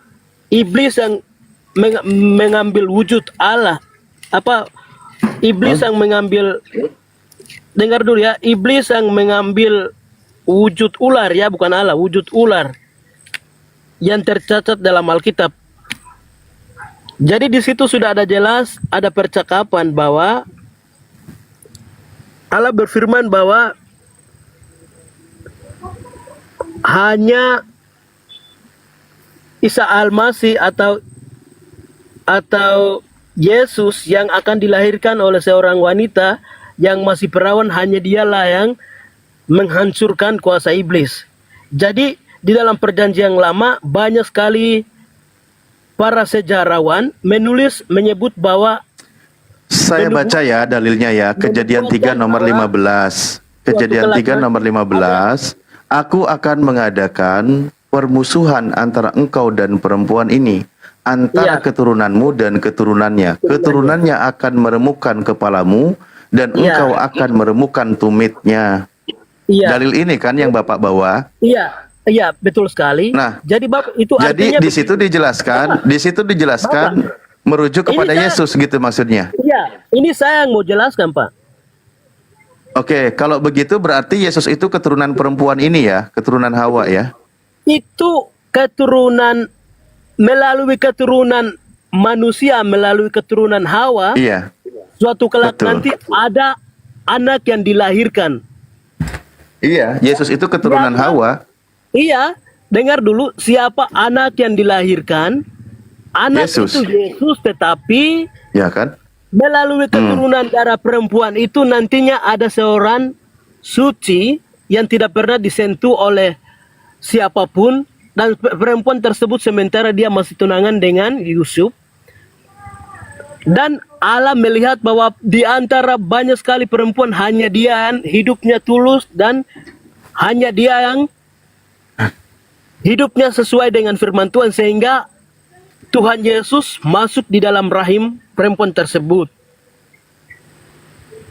Jadi di situ kan dijelaskan keturunan perempuan itu akan meremukkan kepala iblis. Iya. Nah, di mana? Di mana Yesus meremukkan kepala iblis, di mana, Pak? Itu seketika Tuhan Yesus mati, bangkit. Ketika Tuhan Yesus mati, bangkit. Jadi Yesus yang mati, iblis yang remuk. Jadi Yesus mati, iblis yang remuk kepalanya. Jadi iya, lewat kematian Yesus, lewat kebangkitan Yesus, kuasa iblis sudah dihancurkan. Iya, ketika Yesus mati, iblis yang remuk kepalanya gitu, Pak. Iya, lewat kematian Yesus, iblis berarti sudah tidak ada iblis lagi sekarang. Jadi begini, Bapak. Iya, iblis sudah tidak ada lagi ya, Pak ya. Nah, Bapak kok belum paham, makanya saya sedikit kan tadi iblisnya sudah remuk, Pak, kepalanya. Iya, sudah saya mati jelaskan dia. dulu. Jadi waktu manusia pertama itu jatuh, itu semua orang tidak bisa berdoa langsung dari manusia ke Allah, kecuali udah ke Yesus kita, Pak, jangan mundur lagi, udah ke Yesus. Jadi ketika Yesus mati di kayu salib, iblis remuk kepalanya.